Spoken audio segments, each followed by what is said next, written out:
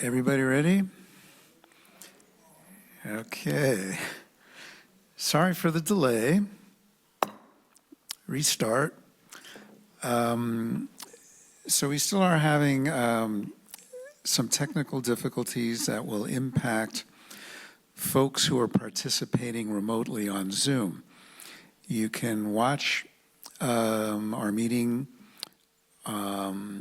on the internet and on PCTV. However, you won't be able to participate. You'll be able to hear us, but you won't be able to participate during public comments and public forum. So apologies. But you know what? The night's young. If you want to come down here to Edcock and participate in person, plenty of room. We got cupcakes, so, you know, you can come on down. But sorry that you won't be able to participate remotely from the comfort of your homes. Okay. So I think we can start here. Can we take a roll call, please? Councilmember Johnson? Here. Councilmember Nagengast? Yes. Councilmember Penrose? Here. Vice Mayor Ruddick? Here. Mayor Brownstone? Here. We have a quorum. Thank you. Before I start, I just wanted to also point out that you may notice we have a new member of our City Council staff. Her name is Denise Bazzano. She's with our new law firm. And we're lucky and delighted to have her here for our first council meeting. So thank you and welcome, Denise. Okay. If you can all now join me for our Pledge of Allegiance, stand up, please, and we'll take the Pledge of Allegiance. Thank you.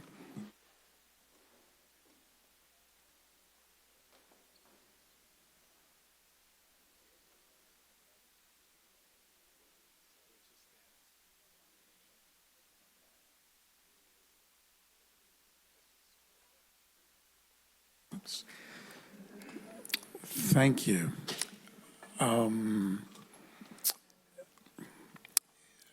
Can I get a motion to approve the agenda? So moved. Second. All those in favor, say aye. Aye. Aye. Aye.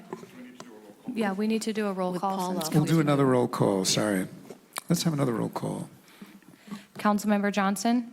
Here. We're doing a roll call. Councilmember Nagengast, and now we're at Councilmember Nagengast for approval of the agenda. Councilmember Nagengast? Yes. Councilmember Penrose? Yes. Vice Mayor Ruddick? Yes. Mayor Brownstone? Yes, Motion carries. great. So we're going to,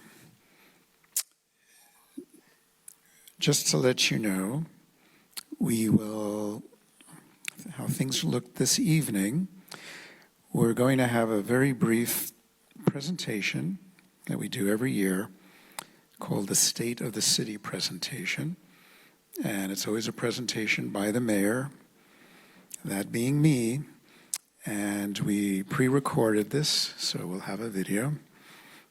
And then I'll just make a couple of remarks, and then we will begin our process to select a new mayor and vice mayor for the coming year. So, will we be able to see this video in the room? Okay, great. So I'll have to see myself again on video. Okay, great. All right, so let's start our State of the City address. Thanks.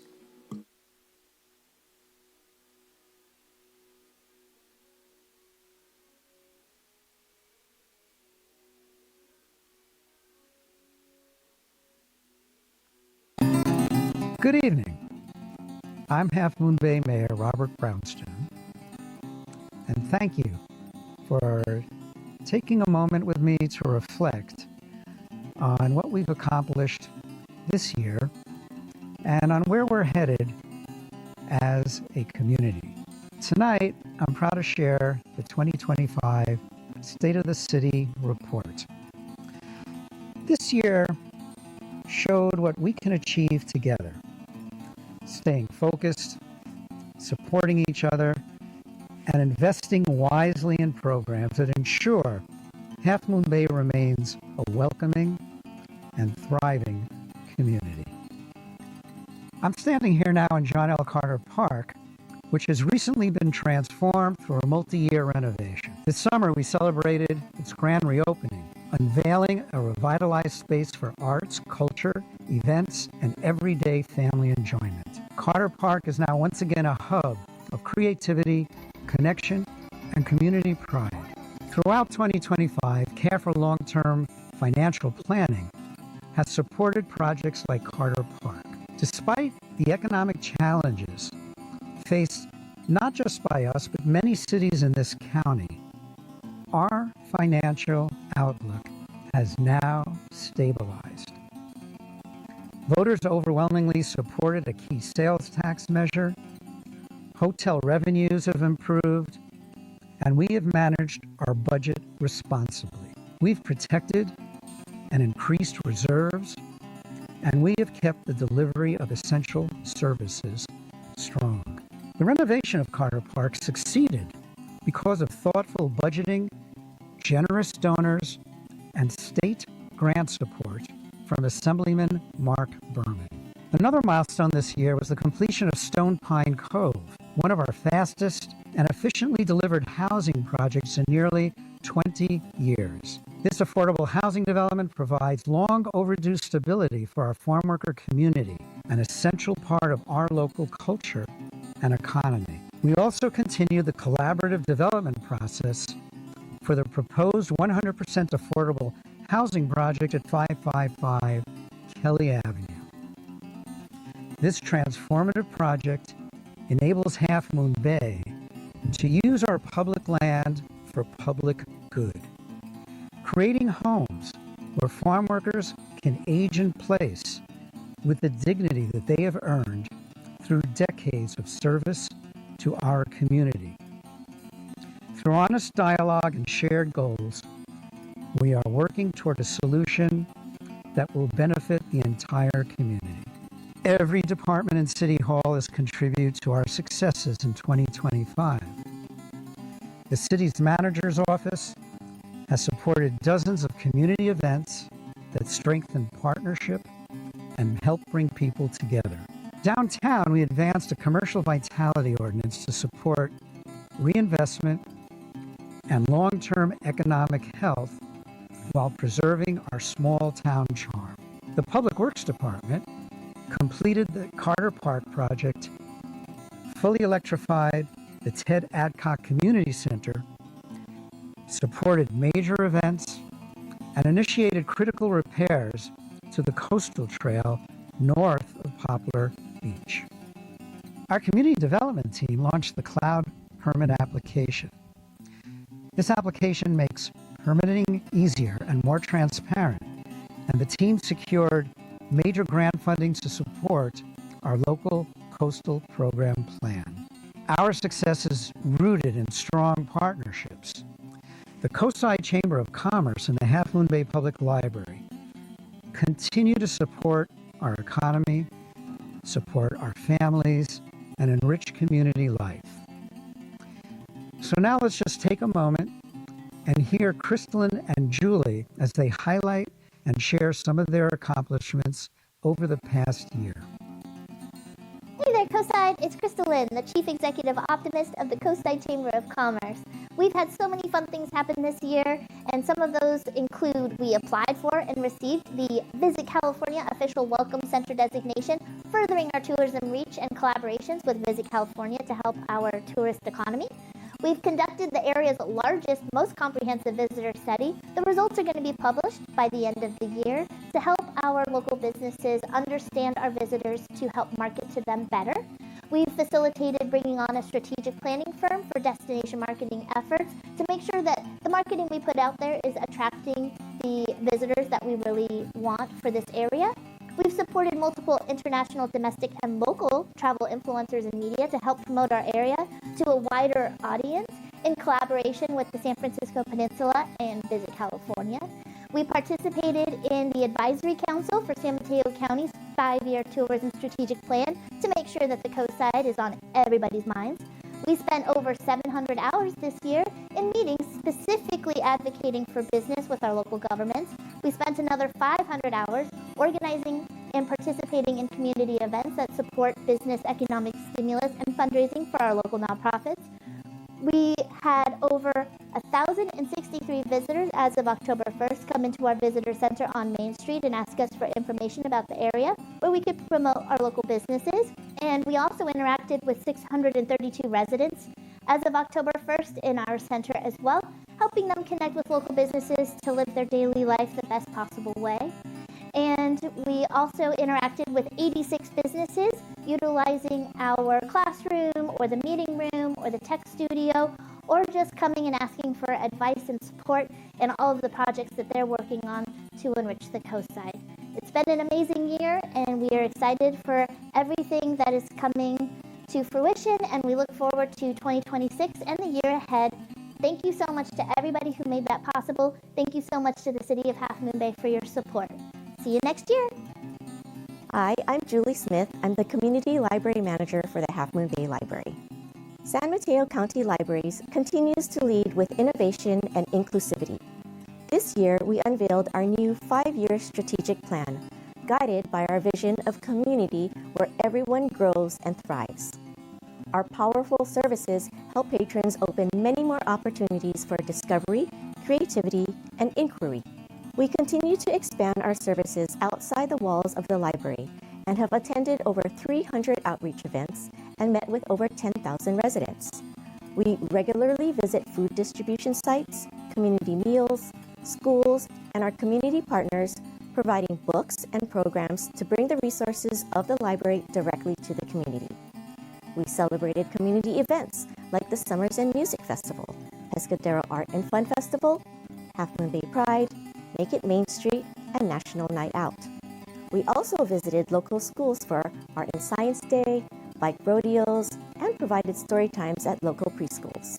In our fiscal year 2024-2025, 192,617 people visited the Half Moon Bay Library, and 217,522 items were circulated. We provided 1,167 programs and reached over 22,282 people. And our 70 volunteers contributed 2,433 hours supporting our community. Our lunch program continues to be successful year-round as we serve free, healthy meals and snacks to kids and adults after school. Through the financial generosity of the Friends of the Half Moon Bay Library, we distributed 7,351 adult meals and 2,433 youth meals to the community. Our work ensuring that our residents have what they need to thrive is always a priority. The Makerspace continues to be an engaging community resource. The Makerspace is open 40 hours per week, offering open sewing, 3D printing, laser cutting, robotics, virtual reality, and many art programs. In October, our longtime beloved manager, Annie Malley, retired after 18 years in Half Moon Bay. Staff will miss her greatly, but we wish her all the best in her next chapter. Our accomplishments would not be possible without the dedicated support of city staff, volunteers, friends of the library, community partners, and our phenomenal team of library staff. Thank you for your support, and we hope to see you at the library. Thank you once again, Crystal and Julie, for sharing the accomplishments of both the Chamber and the library. And a big thank you to my fellow council members for all their leadership, commitment, and strong partnership in 2025. Special thanks also go out to Senator Josh Becker, Assemblyman Mark Berman, and Supervisor Ray Mueller for their continued and effective support of Half Moon Bay and the Coast Side. Please also join me in thanking all our dedicated city staff. We thank you for your long hours, for your dedication and perseverance through many challenges, and for all that you do to serve our community and keep this city safe and moving forward. My final reflection when I look back on 25 is this. When new people who I meet ask me where I live, I'm always incredibly proud to say that I live in Half Moon Bay. I'm very grateful to and appreciate all my neighbors and all our community members. I thank you for staying engaged, involved, and vocal. It's your participation that keeps our local democracy strong and supports everything we do. Together, we build a more resilient and more connected Half Moon Bay. Thank you, and good night.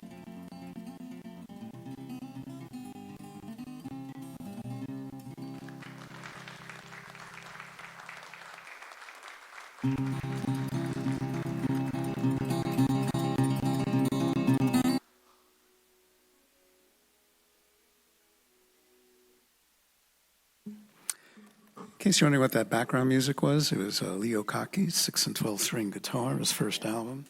So, okay. Well, it's now time for just a few closing remarks, and I'm not going to say much because you just watched me talk for 10 minutes there. So, but one of the things I was thinking about, it's interesting being a council member and each role that we have. And I'm sure this happens to my fellow council members now and then. People so often ask me, like, they say, boy, I don't know how you do that, city council stuff. And they say, I couldn't do that, they'll say. And I'll say, well, you know, what do you mean? What do you find challenging? And they said, well, you know, you just have to, you know, when you sit there and you have to listen to people, or they're not happy, or they're criticizing things going on in the city, and man, I don't know how you take it. And I say, well, actually, I kind of like it. I said, I like when people come and express their opinions, and maybe they are upset about some things, or maybe they're excited about certain things. And it takes courage to come to a meeting and get in front of a podium and speak publicly. So I admire that people do that. And, you know, sometimes people might be a little ticked off or get a little angry, but you know, I think about being in their shoes and, you know, what's going on in their lives and what's going well and what's not. And whatever it is, I'm happy that they come forward and speak, because that's how we learn. And that's how we learn what's going on in the community. And we want to invite that as much as possible. And we want to give people time to speak. And you know, I like when I get emails, and again, people might be upset about something, and it's great being able to say, hey, you know, I can find someone on staff who can help you with that. And I always say, let me know if you haven't heard from someone by the end of the week, you know, and I'll follow up. And we have a very responsive staff. People do hear from them. And you know, that doesn't happen in a real big city, you know what I mean? But in a small town, it does. You get actual personal people getting back to you. People could come to City Hall and talk to somebody. So, so that's always really been my answer to everyone, that, yeah, I really like it. And I like hearing how budgets work. You know, we never have anybody show up at the budget meeting, one of the most important meetings. And I like to know, make sure that I always love the sewer presentations, because boy, we don't want any sewer spills in the city. And there's been a few on the coast. And, whatever's going on, seeing things work, helping during storms, showing up. And, this is a city where neighbors show up for each other.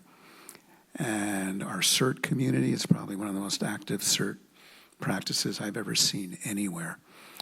And people in every single neighborhood know there's people looking after them and people who they can go to in an emergency. So that's all part of our city council work, and it's been a blessing to serve for this past year. And I've learned a lot, and looking forward to 2026 and passing some of the leadership over to some really highly qualified people. So you're lucky. We have some very experienced people here who will continue the journey. So thank you, everybody, and it's really been a pleasure to serve.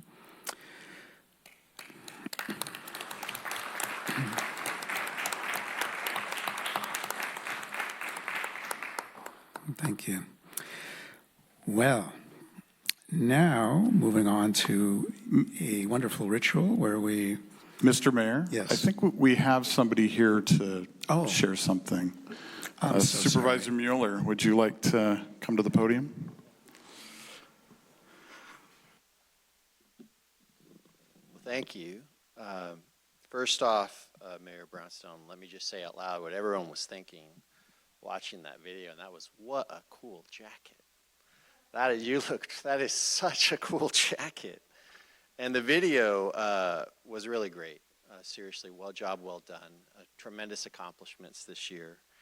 And one of the things I really wanted to talk to you about and to congratulate you on, you touched on. You are just such a wonderful example of what it means in local government to be inflappably calm and to be inviting to people and even-mannered, even when you don't agree. You have this peace about you that encourages debate, and it lets people know that they can come, and even if you don't agree with them and they don't agree with you, there's a place for them here to share that. And that's a wonderful piece that's in local government. It's a wonderful piece of democracy, and it's really in these times to be so valued and treasured. And you do it in a way which is so incredibly empathetic. It's a lesson for all of us to learn from. And there are just so many accomplishments to talk about this year that you touched on in the video. But in addition to all of that, that piece of personality that you bring to the job is really a treasure and an accomplishment. And I have a commendation, a certificate appreciation from the Board of Supervisors commending you on your year as mayor. And there's one last piece I want to talk about too, and that's the kindness with which you treat your staff, your professional staff here at the city. They value and treasure your relationship with you, and I know that's something that people don't see, but it's something also to be commented on because it moves the city forward in such an important way. So it's my pleasure to present this to you on behalf of the Board of Supervisors of the County of San Mateo.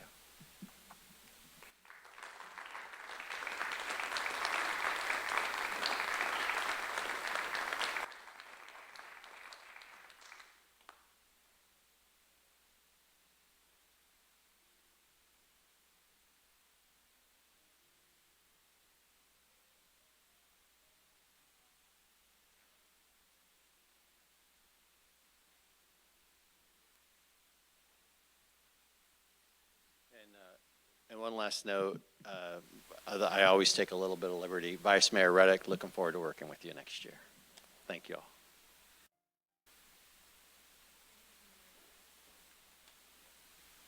Oh, I see. Mr. Mayor, if we don't have any more public comments in the chamber here, then I would suggest we take public comment in the remote location next.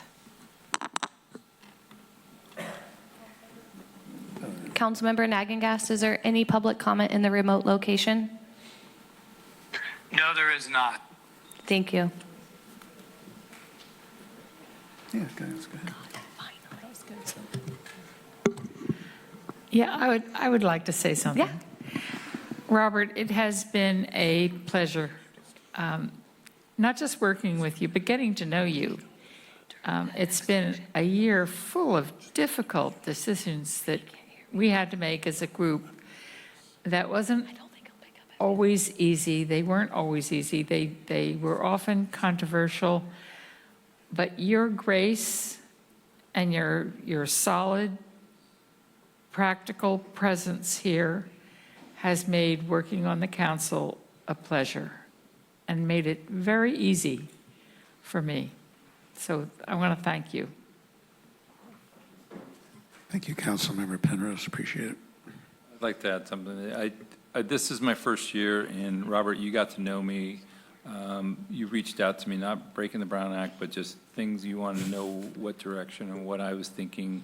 You got to know me, and I appreciate that. And we worked together on the budget, and it worked out well. We were on the same page. We were trying to save money, and that's what we were trying to do. And we did the best we could at that time.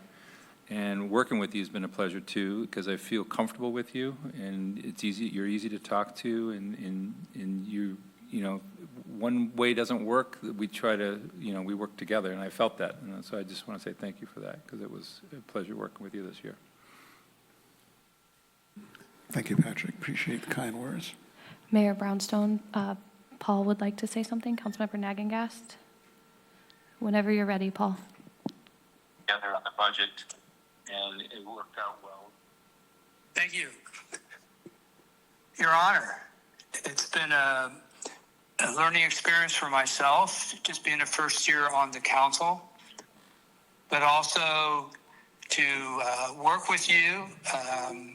I know we didn't always settle on something right away, but as was pointed out earlier, you do have the ability to listen, and I appreciate that skill to listen and hear folks out. And it's been, again, a great learning experience for me this year, and I look forward to whatever. I know that you have one more year on this current council, but working with you, and then whatever your future is going to hold. Thanks again, Robert. I appreciate working with you. Thank you, Paul. Appreciate that. Thank you, Robert, for managing as mayor in a tough year. And as everybody's already pointed out, you did it with calm and grace and openness. And when it comes down to it, it's people that's really important to you. And you're very thoughtful in your decision making and letting everybody know how you've arrived at your decision. But in that, there's always a compassion and support and positive feelings about people. And I'll never forget that. We've had our differences, and we kind of work it out like cats, New Yorker cats. but we get through it, and we have a good time. And I always enjoy our phone conversations and enjoy mingling with you at events. You do show up at events and let people know you're supportive of the cause. And I think that's great. So I really appreciate your term as mayor. I'm grateful for it and look forward to more good times. Likewise, and thank you, Debbie, for the kind words. Appreciate all that. Okay. All righty. Well, we are now moving on to a key segment of our reorganization. And that's involving the selection of the mayor and vice mayor. And we are going to have our city clerk take us through the process. All right. At this time, the city clerk's office declares the office of the mayor and the vice mayor to be vacant. Per California Government Code Section 36801, the mayor and vice mayor of general law cities are selected by a majority vote of the city council. They will serve a one-year term ending at the City Council reorganization meeting next year. I will be opening the public comment period for the appointment of the mayor and the vice mayor, and then I will accept nominations for the office of the mayor. And when that position is filled, the new mayor will accept nominations for the vice mayor. So I will briefly go over the process that we will be following. Following public comment, I will ask if there is any council discussion or if any council member wishes to make a motion nominating a candidate for mayor. Each nomination will require a motion, and each motion requires a second. And then in accordance with Rosenberg's Rules of Parliamentary Procedure, there can be up to 3 motions pending.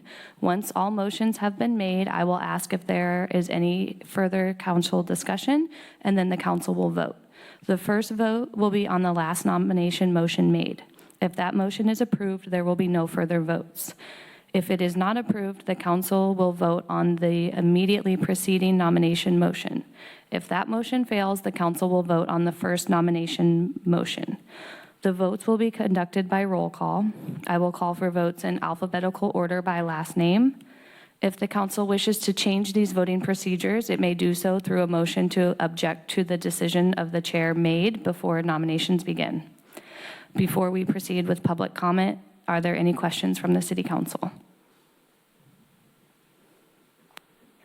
I have a question.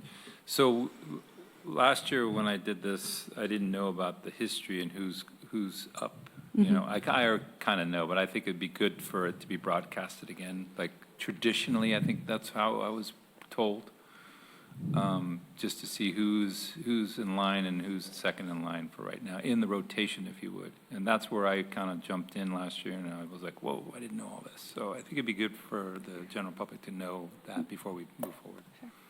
Okay. So historically, the vice mayor would become the mayor, and the next in line is a rotation on who has served. And at this time, Councilmember Penrose would be the vice mayor historically. And then there is no adopted protocol for the order of newly elected council members. Many other cities have different practices and policies that they have adopted. We do not have one. San Mateo, for instance, they draw straws. I don't know if that has to be decided tonight for the rotation of the future. I don't think it wasn't agendized, first of all.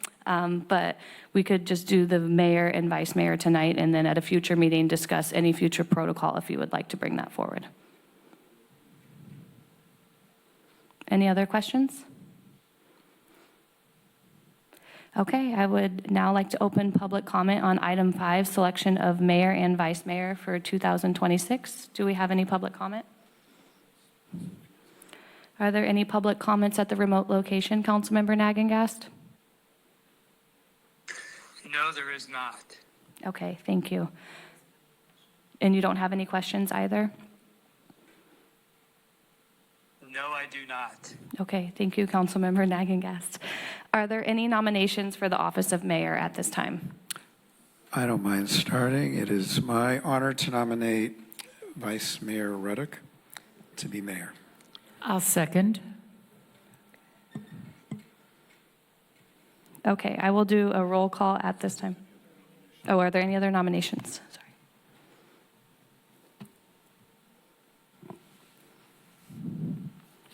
All right. There are no other nominations at this time. I will do a roll call. Councilmember Brownstone. Yes. Councilmember Johnson. Yes. Councilmember Nagengast. Yes. Councilmember Penrose. Yes. Councilmember Reddick. Yes, Motion carries. and thank you.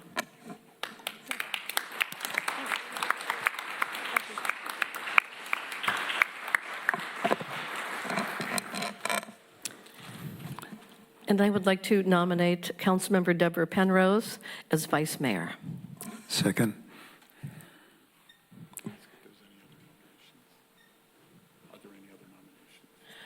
Are there any other nominations? I don't hear any. Okay, I'll do a roll call. Councilmember Brownstone. Yes. Councilmember Johnson. Yes. Councilmember Nagengast, Yes. Councilmember Penrose, Yes. Mayor Reddick. Yes. Motion carries. All right.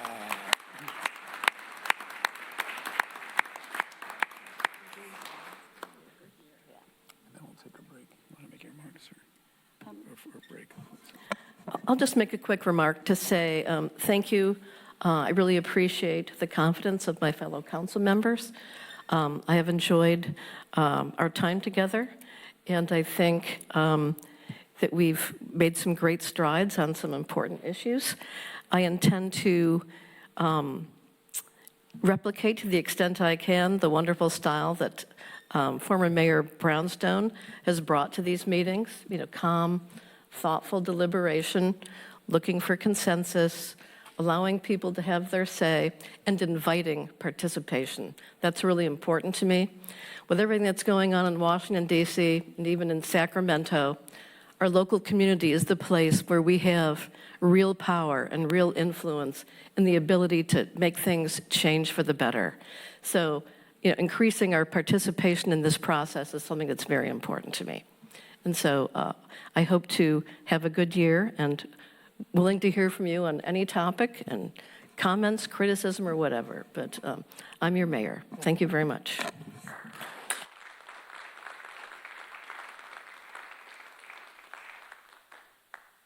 Okay, we're going to take a 10-minute break for refreshments and mingling. And the food is in the back. Thank you to our city clerk.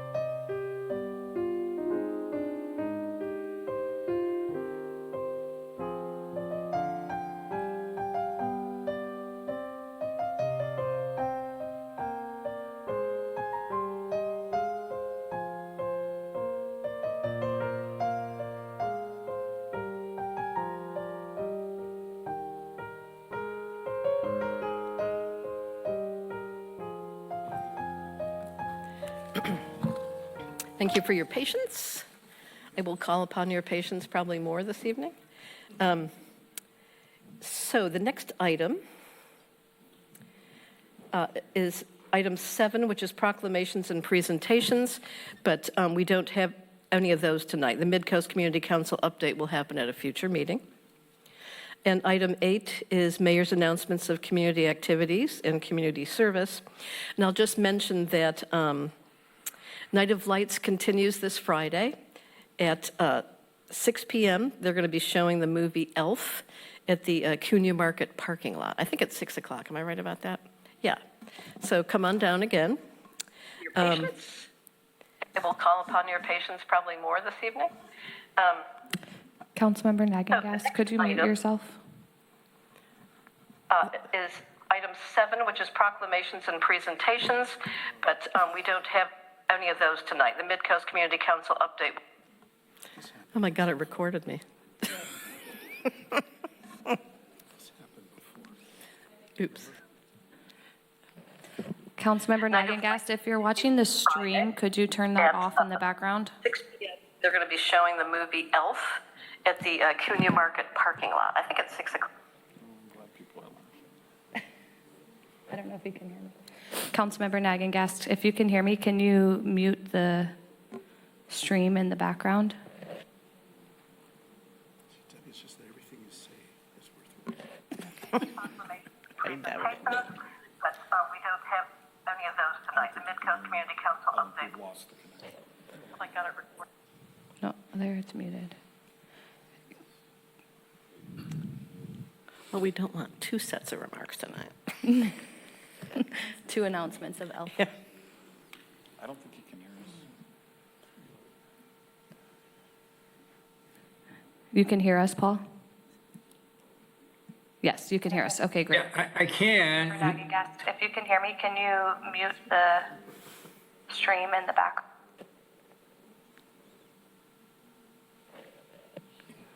Councilmember Nagagaster, are you just watching on Zoom?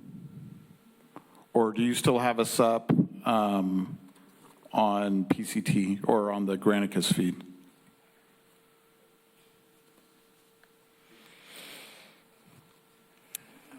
He's gone. He's gone.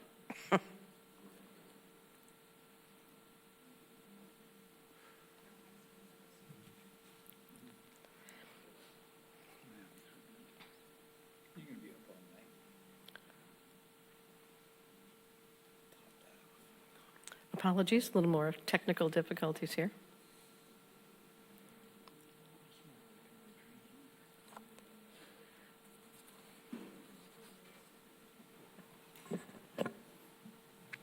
I'm just waiting to hear back from him. If I don't hear back from him, I just recommend we go back to what we were doing. Does that work? Yeah. You want him to call, or what do you want to do? We just sent him a note.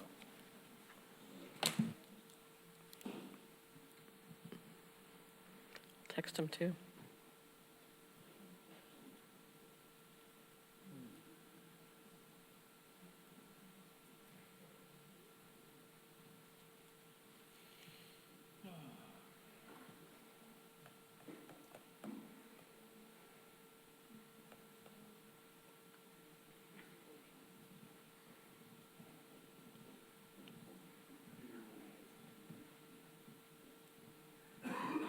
Maggie, if he's on, does it show participant on?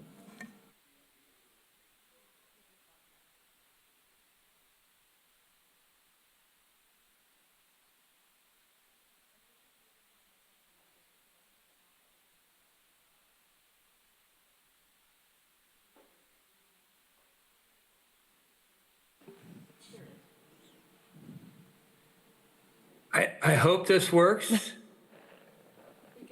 Yes, we can hear you. And there's no There's echo. no background noise, nothing else, right? No, this is perfect. Thank you. Thank you for your patience with me. So you've heard about the movie Elf. The other thing, 6 o'clock at Cunha Store parking lot. So the other thing I wanted to mention is the beach, what is it? The Beach Break Film Festival, which is December 28th through the 30th. And you can buy tickets to see several great films scheduled for this year at Beach Entertainment, Beach, God, Beach Break? It's going to be the Coastside Playhouse. Yes, Yeah, Beach Beach is it beachbreakentertainment.com at the Coastal Rep Theater. That's all I'm going to say right now. So let's move on to report out from recent closed session meetings, which is item 9. Thank you, Madam Mayor. There's no reportable action from the last closed session, which was on December 6th. Thank you. And as you probably remember from a couple of hours ago, this is Denise Bazzano, our new city attorney. Welcome, Denise. Okay. Item 10 is city manager updates to council. I just have one update, and it's very much in spirit with what you just shared. We're really excited tonight to share a new city staffer. Why don't you come up to the podium? Her name is Mari Jose Alvarez, and she is our brand new communications program manager. We are very excited to have her here. We've been without this role for several months, and she comes to us. She'll give a little introduction, but she has a really extensive background in marketing and communications, and she has fit in really well with the team over the last 2 weeks, and we're excited to see what she can do for us. So with that, Mari Jose, why don't you introduce yourself? Thank you so much. Good evening to our community, mayor and council members. My name is Maria Jose Alvarado Luna, Maria Jose Alvarado for short, and I'm honored to join the city as Communications Program Manager. I bring 16 years of experience in communications and marketing. including work at Stanford University, nonprofits, and cultural organizations. I am bilingual and bicultural. I lived and worked in Mexico City before moving to the US in 2016. Coming from an immigrant background, I feel a deep connection to our diverse community, and I'm excited to find new ways to engage residents and make city communications clear and accessible. I also want to thank the council and staff for their dedication. I feel fortunate to join this team, and I look forward to contribute to this important work. Thank you very much. Welcome.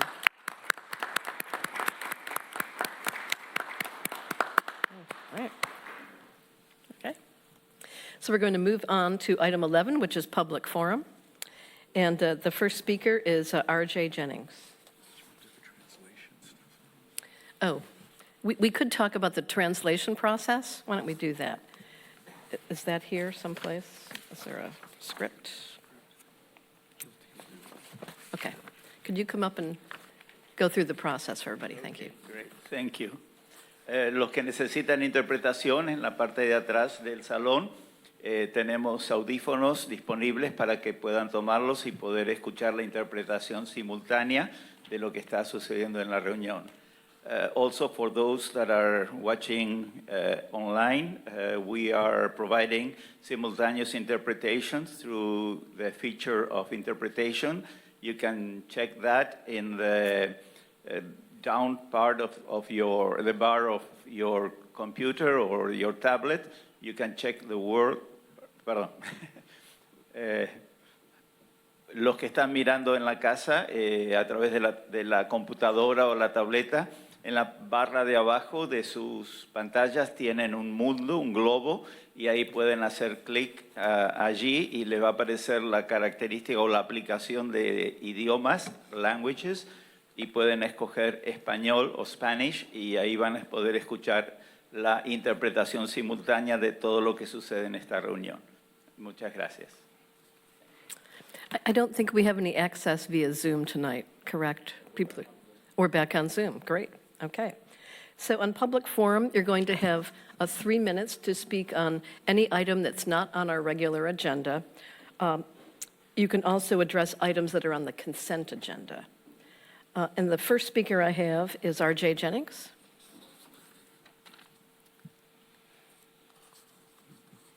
Good evening.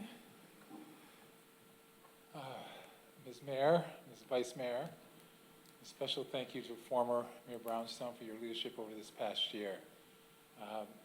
You know, always a good feeling to be in community when we're here together.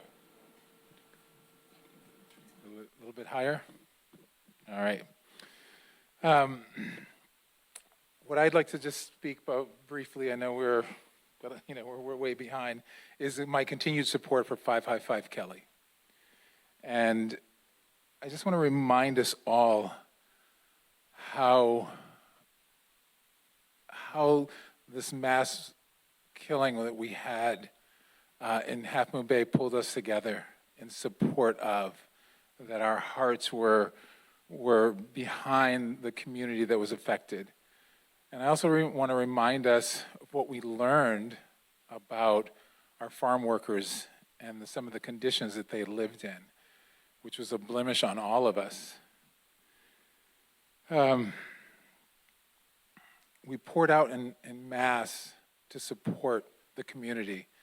And to me, that was beautiful. It was a great example to share with my family and my son, and to be proud of our community and how we showed up.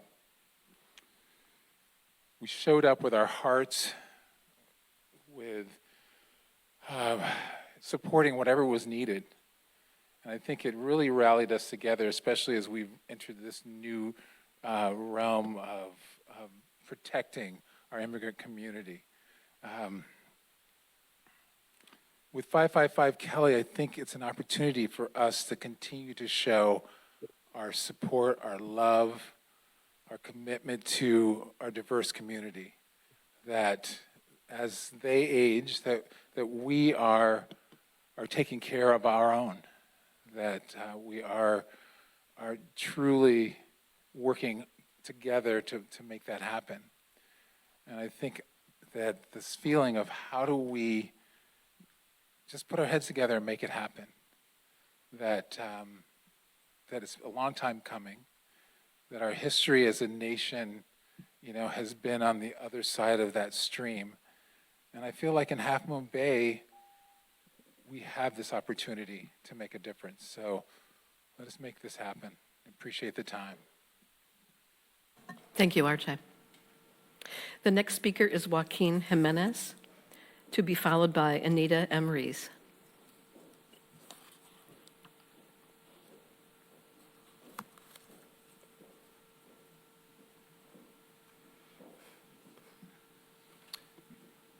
Good evening, Honorable Mayor. Congratulations.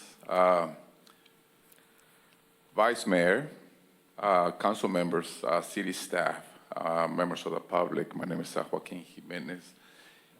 And today before the meeting, I was actually getting ready to light up some fires, but I don't think it's the time. I want to congratulate, Mayor, Vice Mayor Brownstone. You have been a role model for me. The way you work, the way you listen, the way you strategize. It's something that I always paid attention, and I still do. In our conversations that we had, we were able to understand each other. And for what you said, I found solutions. From what I said, you found solutions. And that's a collaboration. It is a collaboration that you need as council members to make sure that your city staff do the work. You make the decisions, but the ones that are doing the real work is city staff. It is true, when the shooting happened, everybody and their mama showed up. Months later, everybody forgot about it. It was just the hype of what happened in Half Moon Bay, that we had 7 of our farm workers killed. Everybody showed up. Some of us stayed. Others are nowhere to be seen. 555 Kelly divided that community. It continues to divide that community. But you forgot. You forgot what your job is. The farm workers are struggling. The farmers are struggling. Our community is struggling. And you have to make decisions. But one of the decisions you have to make is you have to let your city staff do the work. They're the ones that do the research. They're the ones that present to you, present to us. We have a lot of work to do. But right now, we need 555 Kelly. And not just that one. We need to build more housing. And don't forget that. Thank you. Thank you, Joaquin. Anita Rees, followed by Patty Ramirez. Hello, Anita Rees. I'm here to share with you some updates about our Unhoused on the Coast outreach work, which is a program of the Pacifica Resource Center and primarily funded by the San Mateo County Center on Homelessness.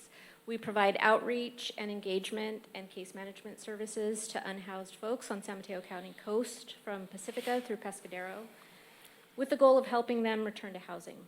Outreach staff is available 7 days a week, Monday through Friday, 9 a.m. to 10 p.m., and Saturday, Sunday, and holidays from 9 to 5. And they respond to outreach requests within 3 hours during those times. If you see someone living outside in a vehicle or a place not meant for habitation, please call us at 650-452-6279 or email us at ucoutreach@pacresourcecenter.org. As of today, there are 39 individuals who are unhoused in 5 encampments The 5 encampments have 23 folks and 16 others that are not living in encampments. And just to make a note, of the 5 encampments, only 3 are active. And of those 3 active encampments, 2 are part of the Encampment Resolution Fund encampments, which is a partnership between the city of Half Moon Bay and the county. Folks who are in those IRF encampments have access to additional resources, additional housing opportunities, and still housing, especially affordable housing, continues to be scarce. So even though they have more access, it's still very challenging to get folks into housing. I did want to mention that the biannual one-day homeless count is coming up in January. It's Thursday, January 29th, beginning at 5 a.m. I just learned it's here, starts here. In Pacifica, it's at our office. So 5 a.m., we'll be here at 4 to get ready for folks who are here at 5. So if you'd like to be a volunteer enumerator, the county has shared a link to sign up for a training. Generally, they're in January.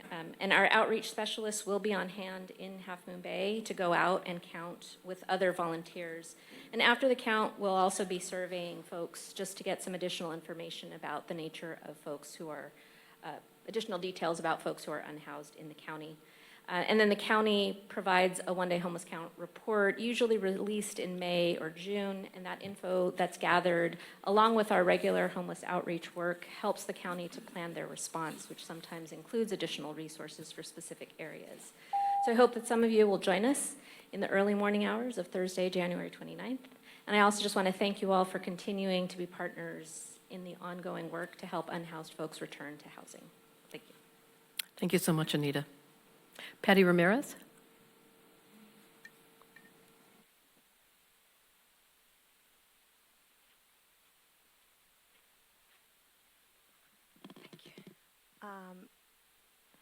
Yo hablaré en español. I will speak in Spanish. Felicidades a la nueva mayor y también al vice mayor. Y felicidades también a Robert.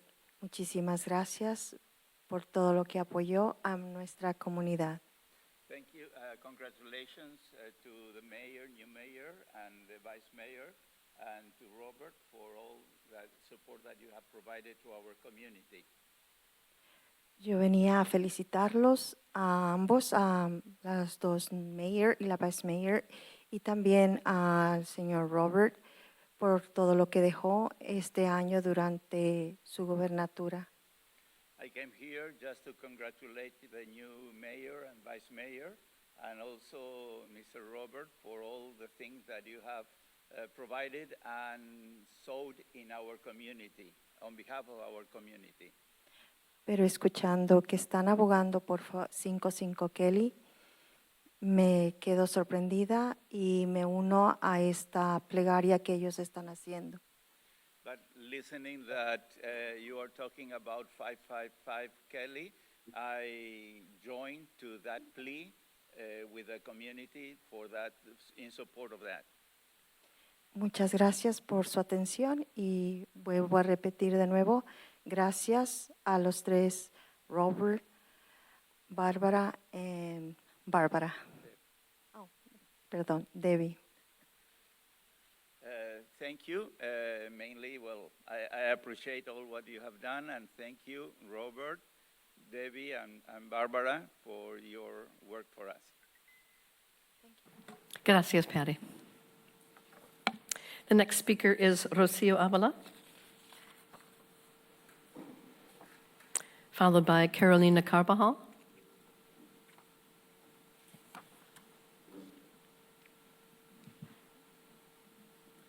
She's going to read it in Spanish, and then I'm going to do a side translation from what he's written.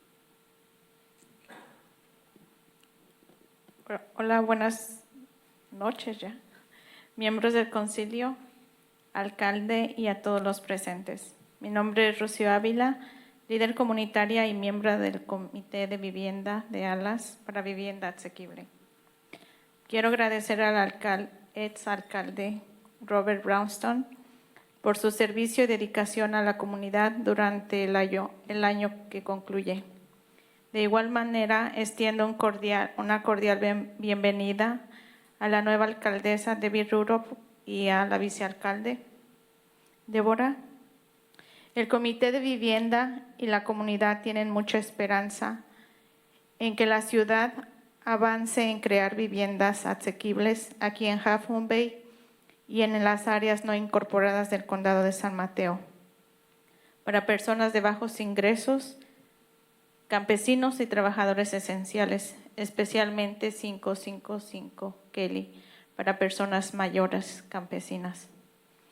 Seguimos alzando la voz con el compromiso de apoyar y promover políticas y soluciones que permiten ofrecer un lugar digno, seguro y estable a las personas y familias que más necesitan un hogar.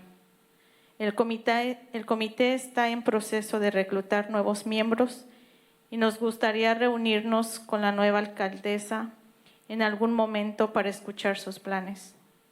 Agradezco su atención y quiero desearles que tengan unas muy bonitas fiestas navideñas.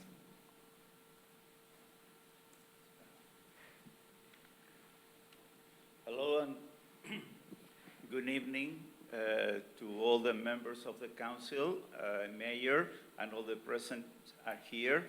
My name is Rocio Avila. I am a community leader, a member of the Housing Committee of ALAS for accessible housing. I want to appreciate Mayor Robert Brownstone for his service and dedication to the community during this last year. In the same way, the same manner, I extend a welcome to our new mayor, Debbie Roddock, and Vice Mayor, Debbie. The committee, the Housing Committee, and the community has a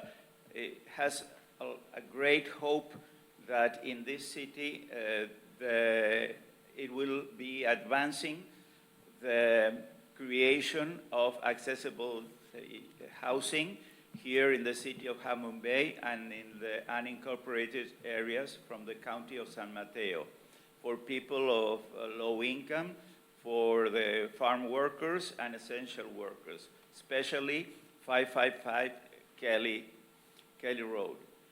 We keep on raising our voice with a commitment to support and provide policies and solutions that allow the opportunity for a dignified housing, secure and stable to these people and families that need housing.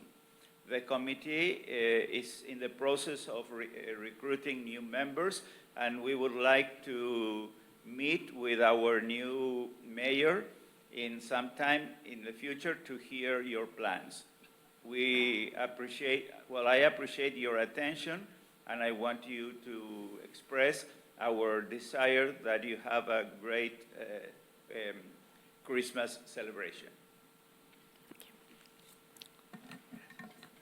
Gracias, Rocio. And welcome, Carolina. Buenas noches a todos. Good night to everyone. Muchas gracias antemano a nuestro exalcalde. I want to appreciate, first of all, our ex-mayor.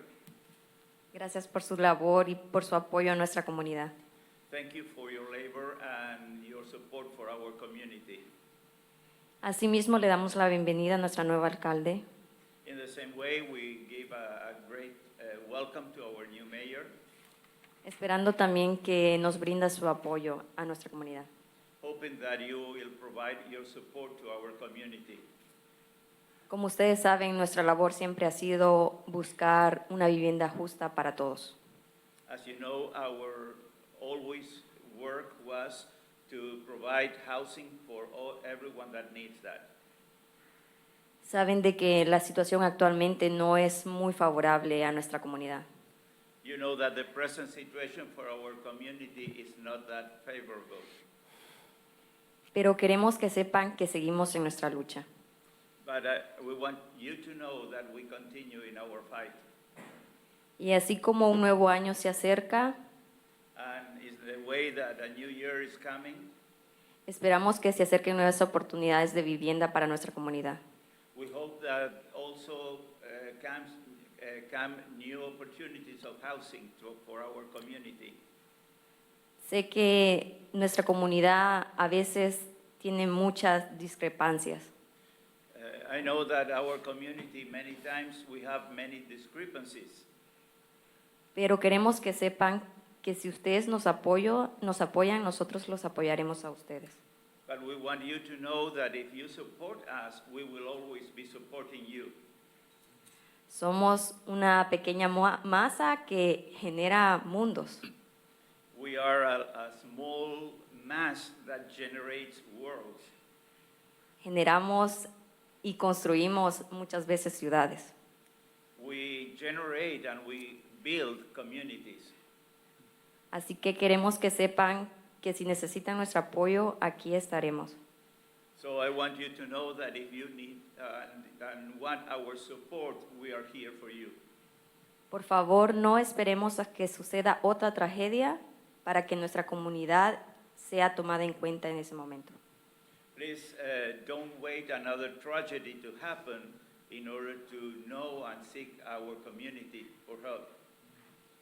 No queremos que pase algo malo para que todos digan en ese momento que sí somos importantes. We don't want something bad to happen for hearing that, yes, you are important for us. Creo que ya todos saben cómo vivimos y cómo es nuestra situación en este país. I think that we all know how we live and what is the situation that we are going through in this country.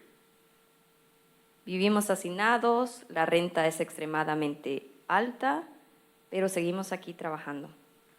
We are living overcrowded, the rents are very high, but we keep on working.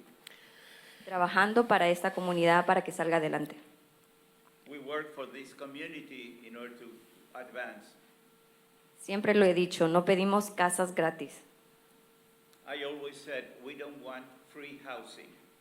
solo viviendas que podamos pagar. So only houses that we can afford. Una vivienda digna nada más. Housing that are dignified for us. Y si ustedes necesitan nuestro apoyo, aquí estamos para ustedes también. If you want our support, we are here for you too. Muchas gracias por su tiempo. Thank you for your time. Gracias, Carolina.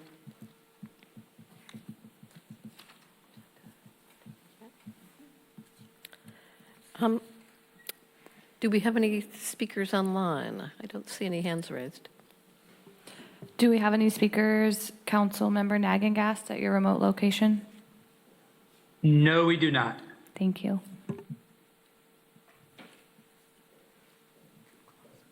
It seems we had quite a few people earlier in the evening, but I don't see anybody on now.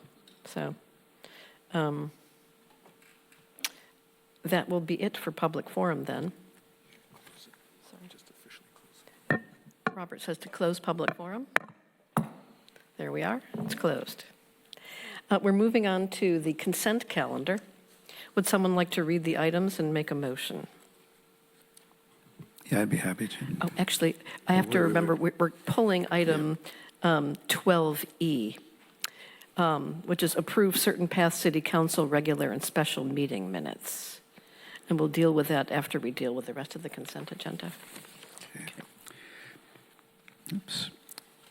So I move that we adopt the following items on the consent calendar. Item 12A, waive readings of resolutions and ordinances. Item 12B, approve the minutes of the December 2nd, 2025 special meeting. Item 12C, approve the minutes of the December 2nd, 2025 regular meeting.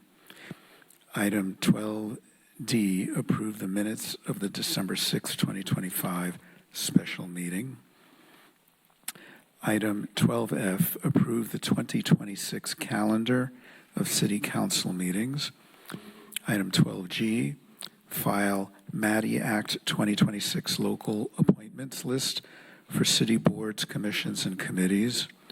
Item 12H, adopt an ordinance number 2025-02, adding Chapter 7.65, Commercial Vitality, to the Half Moon Bay Municipal Code, the second reading. And that's actually recommending that we waive the second reading and adopt the ordinance this evening. Item 12I, accept warrants for the month of November 2025. Item 12J, accept the AB 1600 report on development impact fees for the fiscal year ending June 30th, 2025. Item 12K, approve the agreement with Infinity Technologies for information technology services.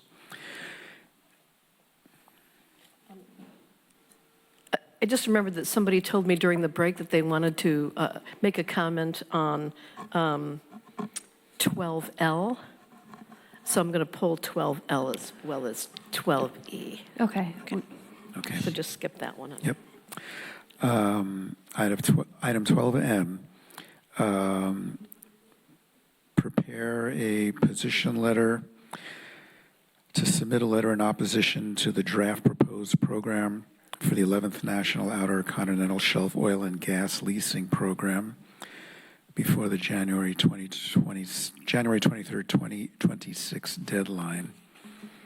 And that's it. Should we get a second? Second. Roll call, please. Councilmember Brownstone? Yes. Councilmember Johnson? Yes.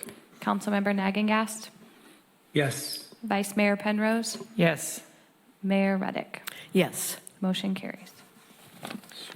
So is the plan to take the pulled items right away now? So we would definitely want to do the 12, is it E? And take the roll call. And then the person that you spoke to actually pulled their speaker card and does not want to speak on that Okay. item. So All right, we so could we'll- just take that one after that. All right. Yeah. Sorry about that. Okay. Mayor, I have a question. Why are the, just me learning. Can we have the mic? Sorry. To the mayor, I have a question on the ones that we're pulling. They're so old. My question is why is it now? I mean, 2025. I was looking at stuff that was 2018 and stuff like that. Is there an answer for that? Is it okay to address, Mayor? Sure. All right, so at this time, the clerk consultant, Christine Boland, and I have been going through our historical records, and we have found that there are many unadopted minutes, which means they were never brought forward and they were never adopted to the official record for the city. And minutes are the official record of the city, so it's really important that we have those as our record. And unfortunately, for a reason unbeknownst to us, there are a large amount of minutes that were never adopted. So behind the scenes, I'm working closely with Christine to try to get us up to date. And it's unfortunate, and there is no real explanation, but we're trying to write the record now. And that's why you're finding minutes from 2018 that were never brought forward. It's really unfortunate, but we're just trying to catch up at this point. So on that then I would probably recuse on that because I wasn't here. Is that correct? You could recuse all of those minutes. The videos are on the website, so you would be able to watch the videos and confirm that the minutes are accurate if you wanted. If you wanted to abstain for the reason being that you were not here, that is also an option. But again, the videos are there, so you can always go back and compare if you would like to.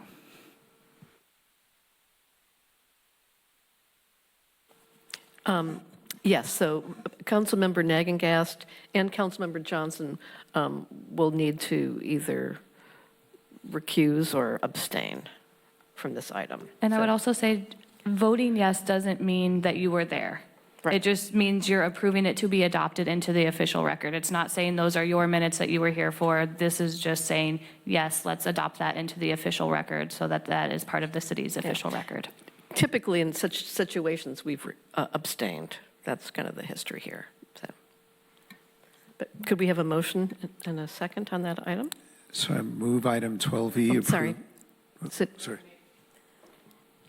This is just on item 12E to confirm, correct? Yes. Yes, thank you. So I'd like to make a motion that we approve certain past city council regular and special meeting minutes. I'll second. Roll call, please. Councilmember Brownstone? Yes. Councilmember Johnson? I'm abstaining. Councilmember Nagengast? Abstain. Vice Mayor Penrose? Yes. Mayor Ruddick? Yes. Motion carries. Thank you. And then we'll vote on item 12. Is it L? L.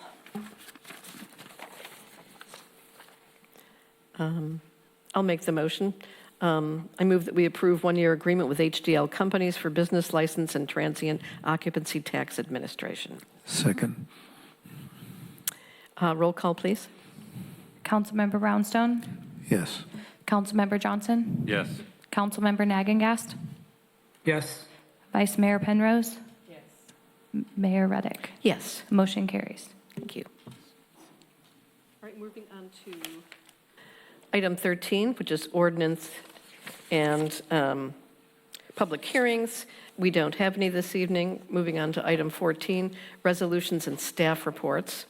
Item 14A is setting the 2026 residential dwelling unit allocation pursuant to Half Moon Bay Municipal Code, Chapter 17.06, Measure D. And we have a staff report this evening.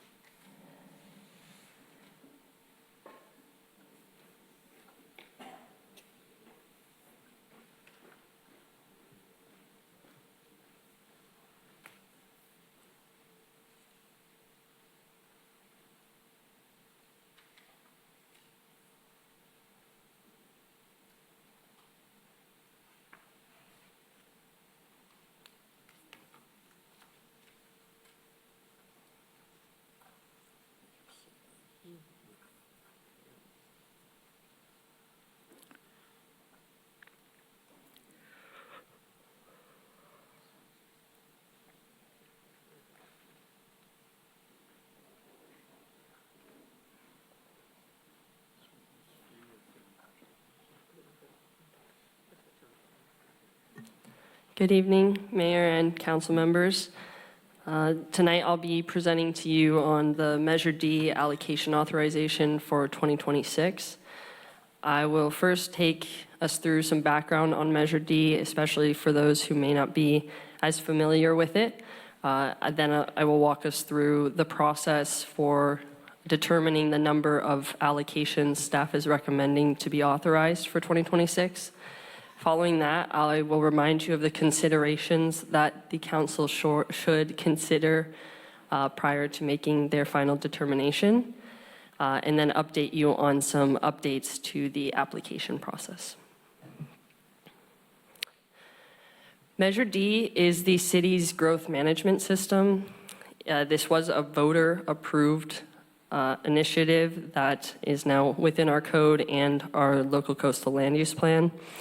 It's a measure that requires all new residential units in Half Moon Bay to first receive a Measure D allocation prior to moving forward with other permitting. It accommodates up to 1.5% of population growth. This is split between the downtown and the outside of downtown. And at a base, it accommodates 1% of population growth, and council has the discretion to approve an additional 0.5% of population growth as well. The purpose of Measure D is to manage the rate and quality of development in the city. And there are some exemptions associated with Measure D, which is a 1-to-1 replacement and density bonus units in accordance with state law. Typically, during any year with Measure D, first starting at the start of the year, we have the application period, which is the initial application period. During this time, any application can be submitted between January 1st and January 31st.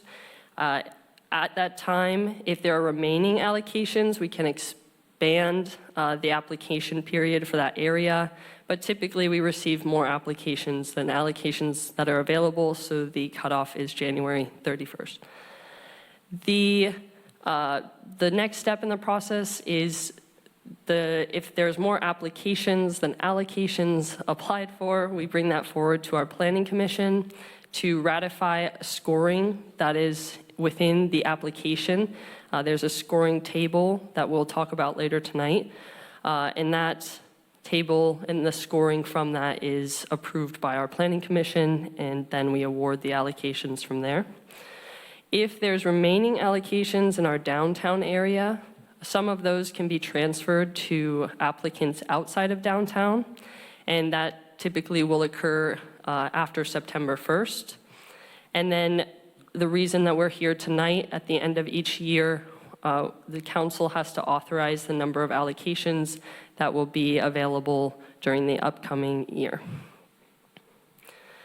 To calculate the number of allocations that are being recommended for authorization, staff and the code determines that you shall use the most recent census figures. So first we collect that data, we calculate the persons per household from there, and then that persons per household number is used to be multiplied with the number of new units that were issued building permits during that year. And then that is added to last year's estimated population. And then we use that new population to calculate the 1% or the 1.5% of population growth and how many allocations that would be. So this year, following this methodology, 1% would be 47 units, so 47 allocations available. And this would be split between 24 units for the downtown area and 23 outside of downtown. That additional 0.5% that could be made available to the downtown area would be an additional 23 units. So we would be looking at 70 total units available or allocations available. And then as you can see here is just a table to further break down how those allocations will be available. The code calls out some considerations that need to be made. These are highlighted throughout the staff report. So I'm going to walk us through these varying considerations and some key points regarding them. The first condition is the number of residential dwelling units allocated in the current year, and the second is the number of residential dwelling units allocated in the preceding year, but not necessarily issued building permits. So here you can see the allocation status by year. This first column is going to be the number of allocations issued. So if we're using 2024 as an example, you can see 47 allocations were issued in 2024. Up to date, 22 of those allocations from 2024 have been issued a building permit. And then 20 of them remain valid or in process, so they might be going through their coastal development permits or building permits still. And then 5 of those have been expired. So you can look through the years using that information and see how many have been used, remain active from those years, and have been expired. The third consideration is the number of future residential dwelling units awarded with a development phasing agreement. So this year there is a phasing agreement that will be in place, and as well as 2027 that was approved at the last council meeting. This means 17 dwelling units allocated from the outside of downtown area will be set aside for this phasing agreement for a total of 34 units over the next 2 years, so 17 each year. So you can see here, similarly but simplified graphic from before. So that'll leave 6 remaining allocations available in the outside of downtown area, as 17 of them will be set aside for 2026. Until September, right? And then there might be opportunities to transfer some. Yeah, in September, if there are remaining downtown-based allocations, there can be an opportunity for at council's discretion to allow for transfers of any of the remaining downtown base allocations to applicants outside of downtown in accordance with criteria that's established in a previous resolution. The fourth condition to consider is the code requires a fiscal analysis to be done on an annual basis associated with the number of new units and that the impact of that development on the general fund services. So here you can see this year's fiscal analysis did calculate a deficit of around $95,000. It's important to note that this fiscal analysis is pretty bare bones in terms of what it is considering. So it's only considering general fund revenue and expenditures. It's not considering specific revenue sources that are often designed to offset development, such as development impact fees. It's also not considering sales tax or transient occupancy tax as a result of the new population or people or services that'll come from that new population. So it is just focused on these general fund aspects. For 2026, so we've gone through all the conditions, so now I'm going to provide you with an update on some of the updates that staff is making, partially on the Planning Commission's recommendation, but also from staff's perspective of how we can continue to improve this process for our residents, at least administratively. So this year, we've incorporated additional details into the application, into our notes column of the scoring table that's part of the application. We just tried to add some pretty minor changes, but just tried to provide more information where we could that might help an applicant that may be struggling to understand what a specific criteria is about or how it's being scored. We are also going to have a Spanish application available this year, so that may help some of our applicants to better understand what each criteria is. And then we're also making some updates to the city's Measure D webpage.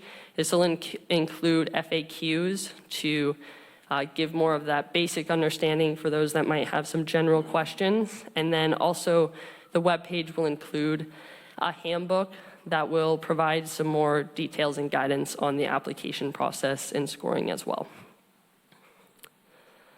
Tonight, staff is recommending that the council approve 70 allocations for the 2026 Measure D year. This would be 47 units for the downtown area, split between the base and the bonus, and 23 allocations for outside of downtown. Just a quick briefing on next steps. As we discussed at the start of this presentation, the application period will be opening, apologies, I have a typo, it's January 1st, 2026. And then the ratification of that scoring process, should it occur, it does typically occur, will be in late March or early April. And then if there are remaining base allocations, we would bring a transfer recommendation forward to council after September 1st. Thank you. Thank you for the thorough report. I'm going to start clarifying questions from council members.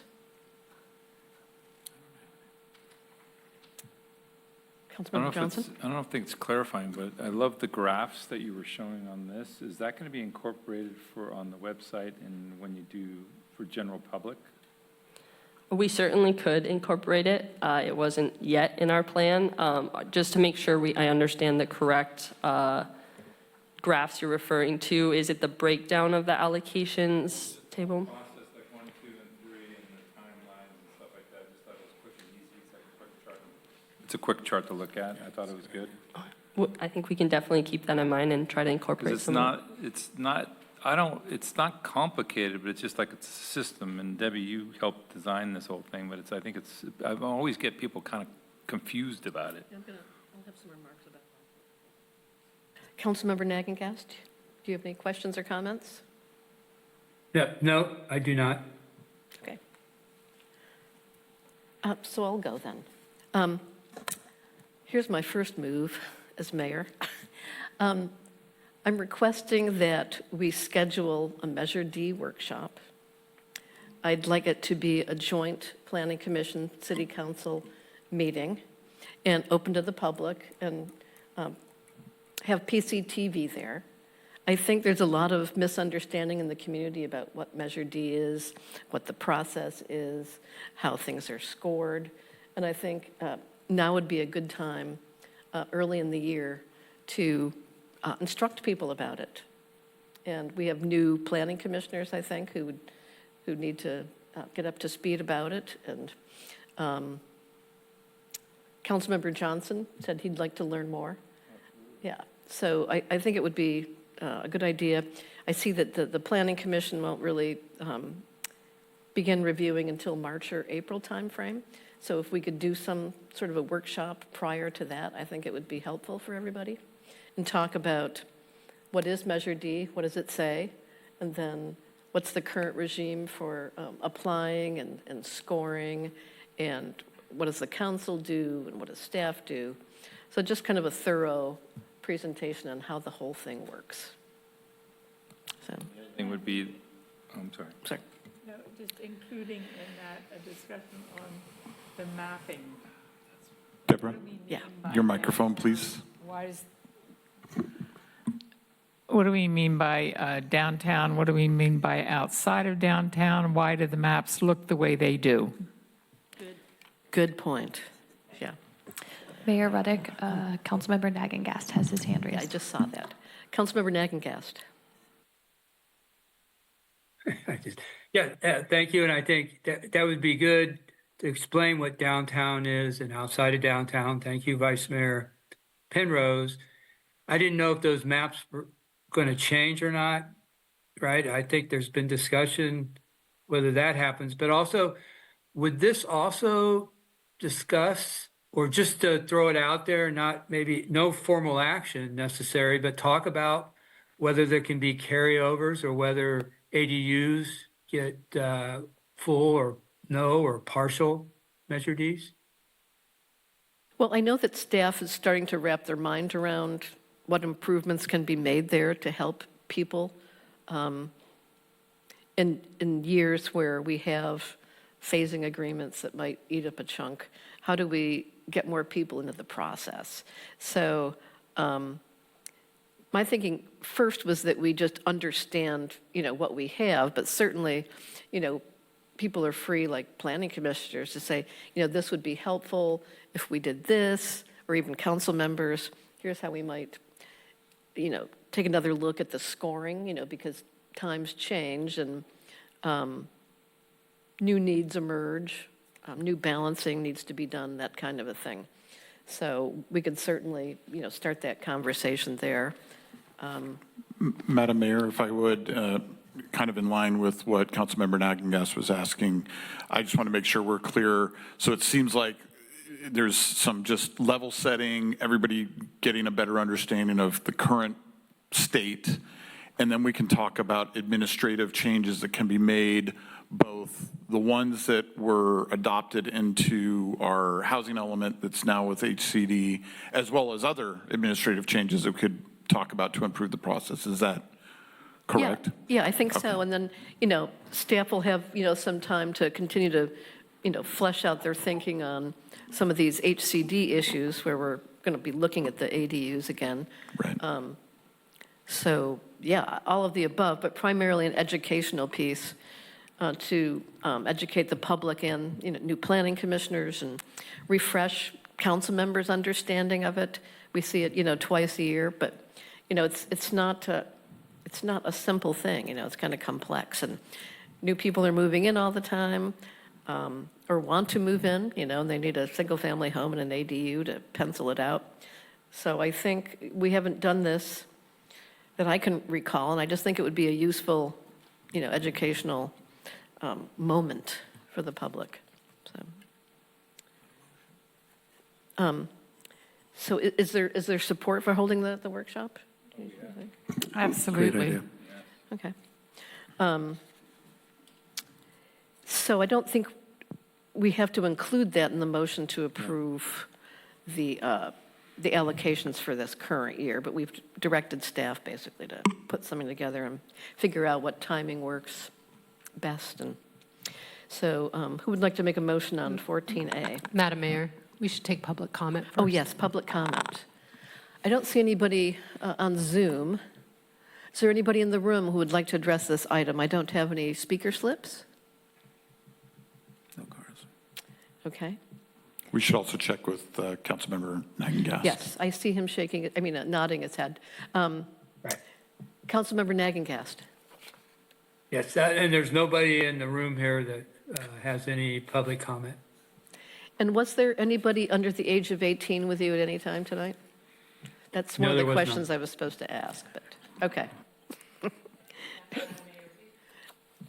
We don't have to ask that question because he's participating under the traditional teleconferencing rules of the Brown Act. It's Okay. only when you use the new post-COVID rules to teleconference that Like you have if to you're ask. sick or something like that? Right, the just Okay. cause or emergency circumstance. Okay. Thank you. Which brings up something that another thing that might be useful for council members and planning commissioners too, is any changes to the Brown Act that are becoming law, this year, and just have a refresher for everybody that the city attorney's office could do maybe at some point soon?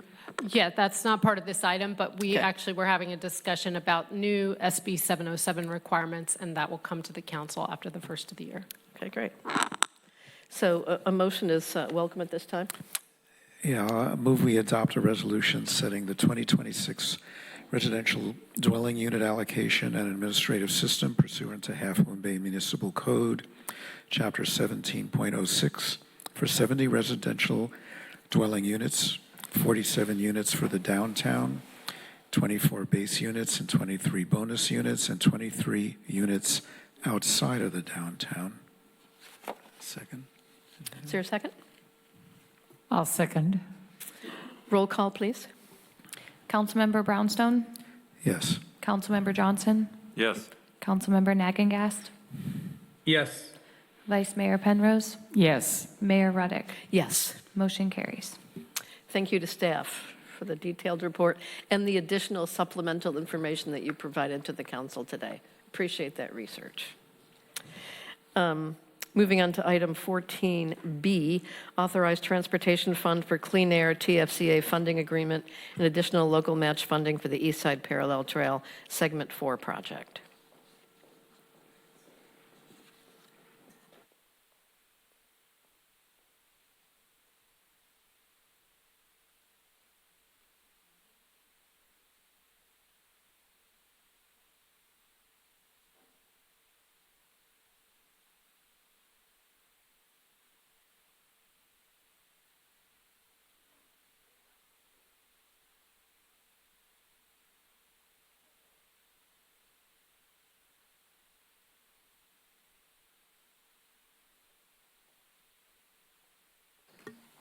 Good evening, Mayor, members of the council, members of the public. Dale Ida, interim city engineer, and I've got a quick presentation for you tonight.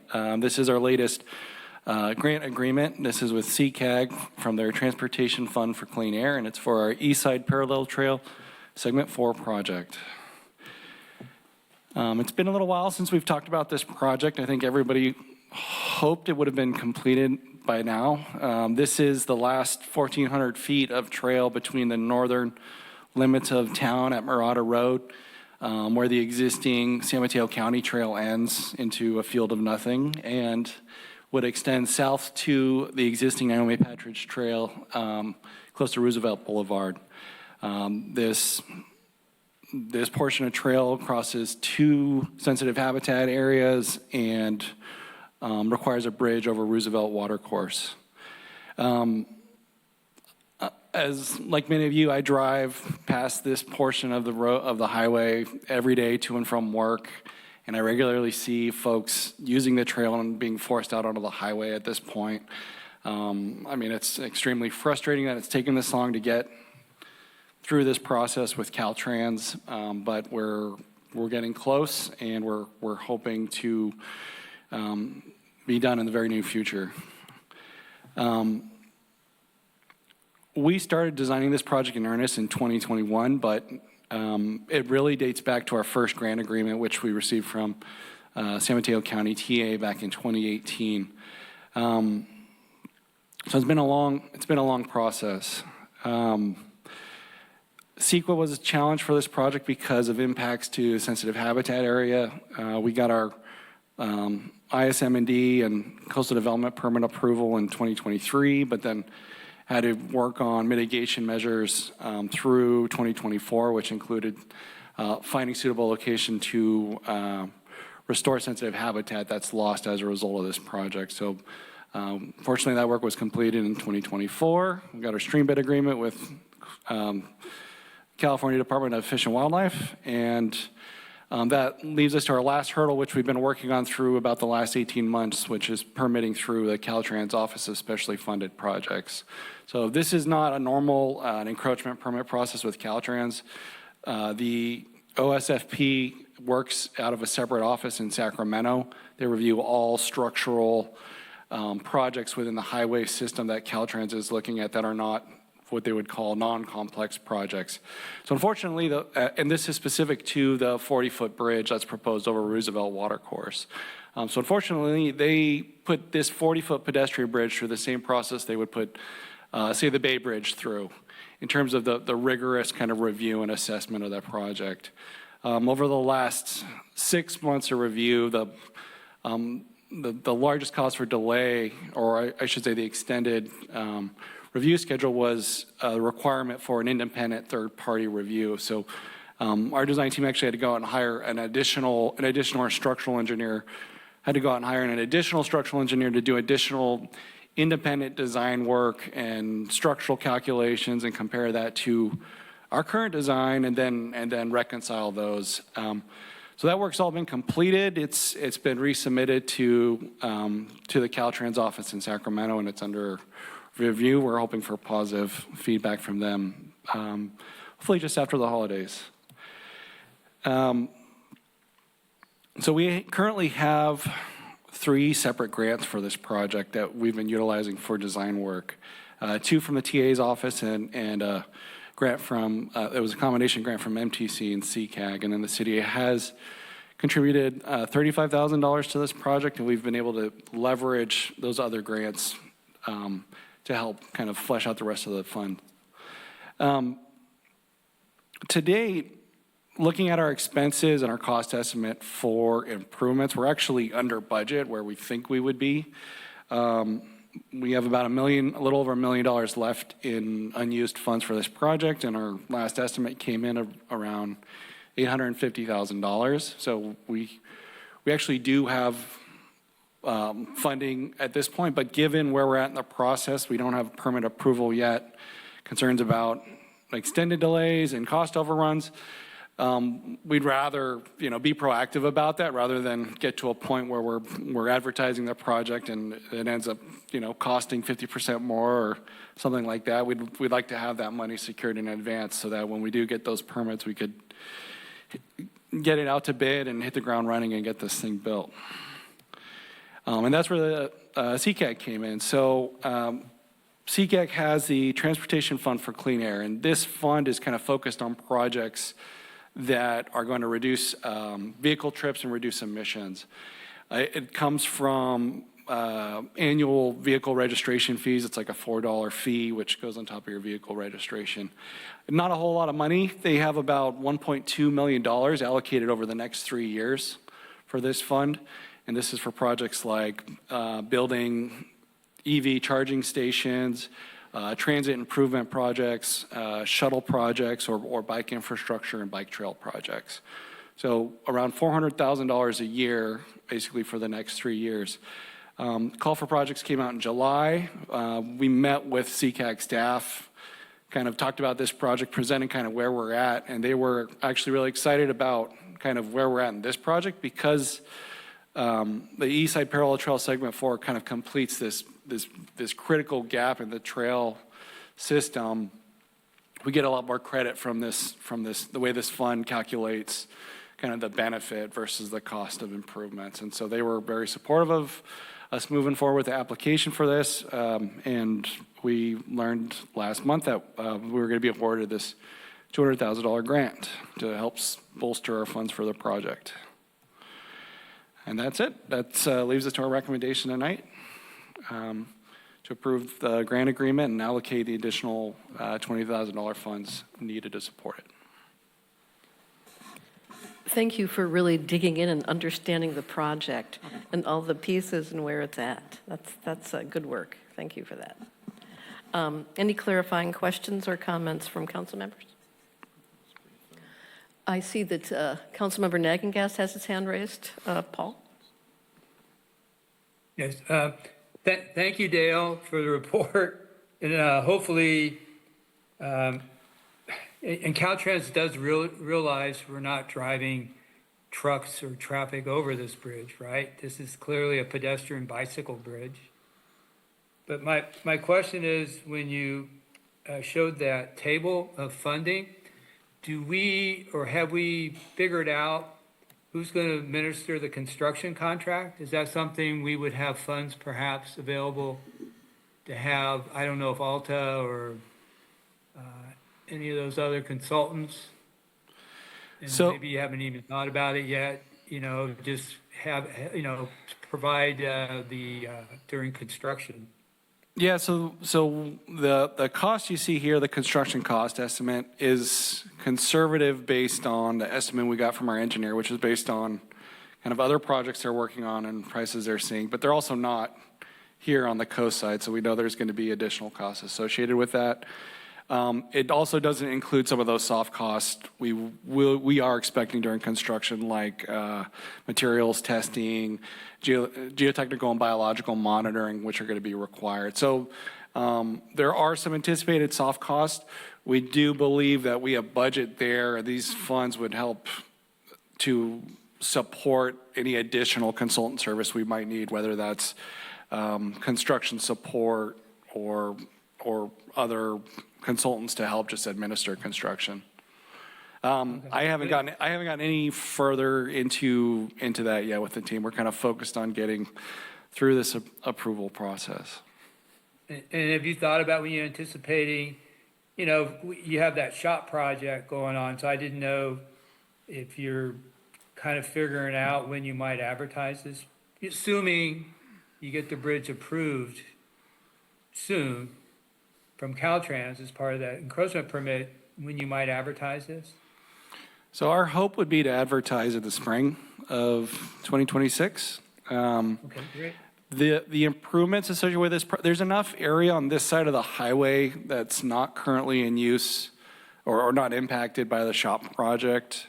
And also just the scope of this project is fairly small, and it doesn't require a huge footprint of equipment or materials. The biggest logistical item is going to be delivery of the bridge, which we anticipate is going to be a prefabricated bridge. Prefab. And the timing associated with delivering that to and installing it on the site. Outside of that, the trail is kind of designed, and most of the improvements are well off of the edge of the existing pavement where Caltrans is working. That being said, they are planning, as part of the shop project, resurfacing of the existing trail. I believe both the Naomi Patridge Trail and the County's Trail to the north are going to have, actually, I take that back. Just the Naomi Patridge Trail they're going to do a light grind and overlay as part of the shop project for that trail segment.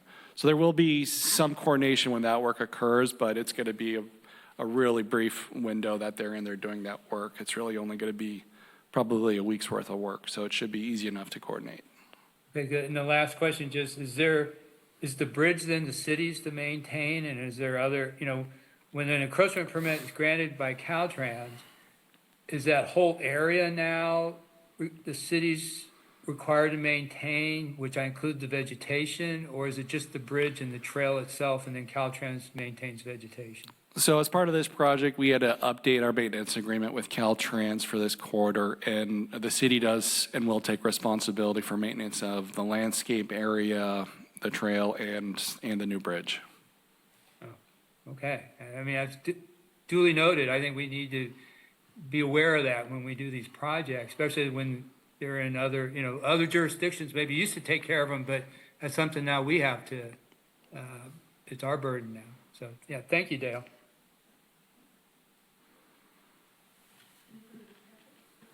I think the maintenance of these trails and the bike trails is something that we definitely need to take in consideration, considering the Menitas property all the way down to where the bridge was done, and I did a walkthrough down there, and the trail leading out to Safeway. We're putting all this great money, and I'm in favor of this project. I'm in favor of anything that's bike and walking. But when you don't feel safe to walk from A to B, and it looks like crap, and there's shopping carts and homeless people living in there, and they don't give a crap about our city, I got a problem with that. And I've done that. I've walked it this last weekend, and we're not putting money back into the original trails that I was supportive as a planning commissioner, and I was so proud of it when we did it. I didn't even know what a kiosk was. What is a kiosk? I thought it was like, what, I'm going to buy a soda over here? It was an informational kiosk that talks about the environment, and they got spray paint on them. They got ink all over it. So I'm in favor of this. I'm just kind of a little disappointed of what we've done in the past and how it's gone downhill. I wouldn't even allow anybody's kid to walk down that walkway right now. It's so scary. So as this, I would like to see moving forward in the next year, I'd like to have something in place that we're keeping our trails clean, safe, and usable for biking and riding, because that's what we say we offer here in this city. I'd like it to be safe. So with that said, I'd like to, if we're closed on discussion, I would like to make a motion for this. Go for it, yeah. Oh, public hearing, I'm sorry. Madam Mayor, we need to take public comment. Nobody online? No forms? Nobody in the room with you, Paul, who would like to speak? No, there's nobody here. Okay. Then I think we can entertain a motion. So I'm going to give it a stab here. Make a motion to authorize Transportation Fund for Clean Air TFCA funding agreement and additional local match funding for the East Side Parallel Trail Segment 4 project. Staff recommends adopt a resolution 1, authorize the city manager to execute fiscal year 2025-26 TFCA funding agreement with the City County Association of Governments, CTAG, for the East Side Parallel Trail Segment 4 project in the amount of $200,000, authorizing the transfer of $20,000 in match fundings from the general fund to capital improvement projects number 0619 and 3, authorizing the city manager to take any other actions necessary to give the effect to this resolution to comply with the grant requirements. Is there a second? I'll second. Okay, roll call, please. Councilmember Brownstone? Yes. Councilmember Johnson? Yes. Councilmember Nagengast? Yes. Vice Mayor Penrose? Yes. Mayor Ruddick? Motion carries. Thanks for the good staff work on that. Okay. Now we're moving on to item 14C, which is adopt proposed classification and compensation changes. Thank you, Madam Mayor. I will be taking this item, but we do have our interim admin services director, Kenneth Stiles, here as well if we have any questions. In the interest of time, I'm going to assume people have read the staff report, and I'll just provide a very condensed update. And we just have a single slide so that it's visual what's happening here. So just by way of brief background, new positions, whether it's a classification or an authorized position in our budget, are the purview of the city council. Staffing those positions and managing those positions fall under my responsibility. But in our current environment where we're still working through our structural deficit and looking at doing some restructuring of the city organization, we're really in close communication with you on all of these decisions, and we have our ad hoc committee that we're working with as well. Tonight, we are bringing forward 2 classification changes that we think are crucial to move forward now, and I'll explain a little bit on each one of them, the individual situations there. The first is, as you know, we've been without our communications director, city clerk position, which is a department head position over that department since April of this year. We've had the blessing of having some really competent staff step up, including our Assistant City Clerk, Maggie here. And we've been able to bring in a really great consultant who's very experienced in this and a native of Half Moon Bay, which brings some really great context. And it's been very successful, but our ability to do some of this work is limited by time, and so we are going to have to shift gears here.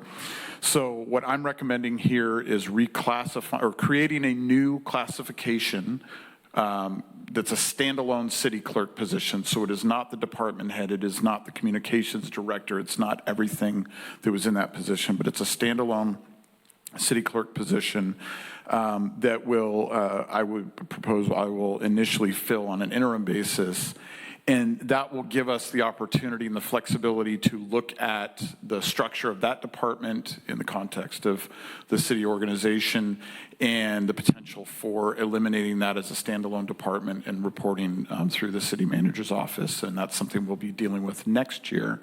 But we need that classification to even consider that. By doing this reclassification, there's a net savings of $48,000 per year. The table that's in front of you and that's in the staff report represents the highest step, so the highest salary that this position would make, including benefits. So it looks like a really absorbent salary, but it also includes benefits, which are a significant portion of the cost for staff. And this represents the highest amount that would be paid throughout a person's tenure in that position. So the result of this recommended change is a savings of almost $50,000 per year. And again, we would fill it on an interim basis first and then have discussions about structure before going out for the permanent recruitment sometime next year. The second position that we're looking at is we traditionally contract with a consultant called Four Leaf. They provide a variety of services in the planning and building world to us. And one of those key positions is the chief building official, who has a great deal of responsibility for inspecting projects, reviewing plans, making sure that what is proposed to be built is safe and in accordance with our regulations. And then as it's being built, those inspections happen to make sure they're done correctly. We've gotten great service from Four Leaf over the last several years. We have a really great experienced person in that role. But we also anticipate, he's already retired from his full-time career. He does this as a part-time job. That won't last forever. And so we need to be sure that we're positioned to continue to provide these services. And we think it's important for us to create an in-house position to do this work. It's not something we plan to fill immediately, but it positions us to make a decision quickly when the time comes it's right. And it would be a new FTE added to our FTE count within the city. It would only be filled with a corresponding reduction in the contract for Four Leaf as we remove those services from what they're doing and move them in-house. And so the result of all of those changes we estimate to be about a $12,000 a year savings. So not a huge savings, but we do think that if we find the right person in-house, there are great benefits. Right now, we only have that CBO here 1 or 2 days a week. It's very limited hours. And by doing it in-house, we could have somebody here full-time that could be able to respond to requests as people come in, more flexible on scheduling those inspections, and more context within the team and working with the team. So we definitely think there's a financial benefit and a logistic benefit to that change as well. Both of these positions fall into our division manager level classification. They actually fall in the same strata. Again, what you see in front of you includes benefits, so it looks higher than just what the salary would be. And of course, I would keep council apprised of as we move forward with recruitments and filling the positions if they're approved. And with that, I'm happy to take any questions. Questions for the city manager? Yeah, just can you explain what the building official does? Yeah, the building official, I'll actually just pull it right from the staff report so I don't miss anything. They ensure construction within the city follows California building codes, local rules and regulations, and safety standards through plan checks. So that's looking at the plans that are being submitted for construction before permits are approved, the actual permitting process, and then physical inspection of both our projects and private projects as they go through the construction project. And ultimately, a project is not complete until that chief building official signs off and gives them their certificate of completion.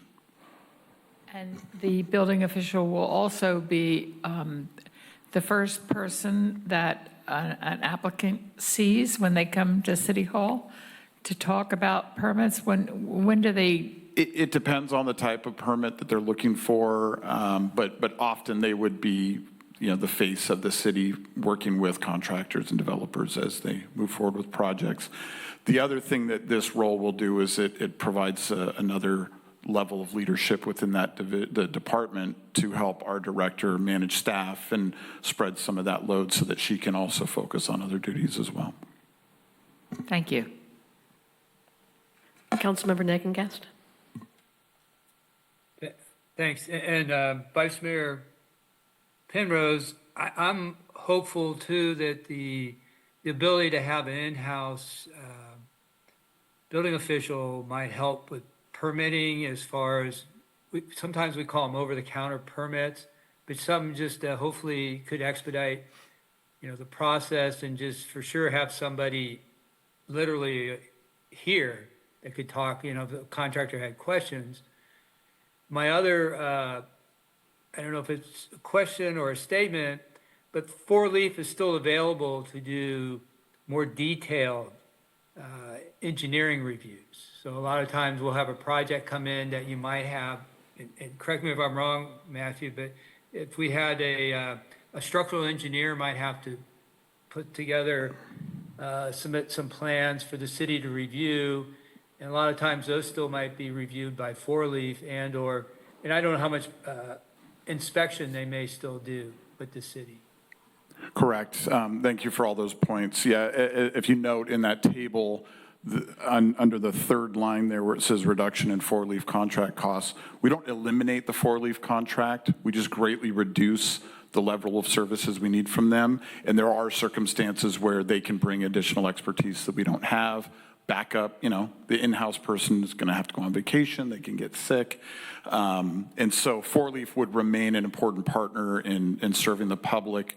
This change would eventually just bring more of it into City Hall, and to Councilmember Nagengast's point, expedite some things that right now have to be sent out. And we do hear frustrations from people. We have a community we know that wants to be served here by people here, and that will resolve some of those concerns we've heard as well.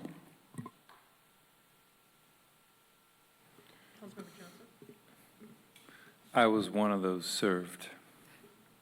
And my wife told me, don't tell Matthew what happened.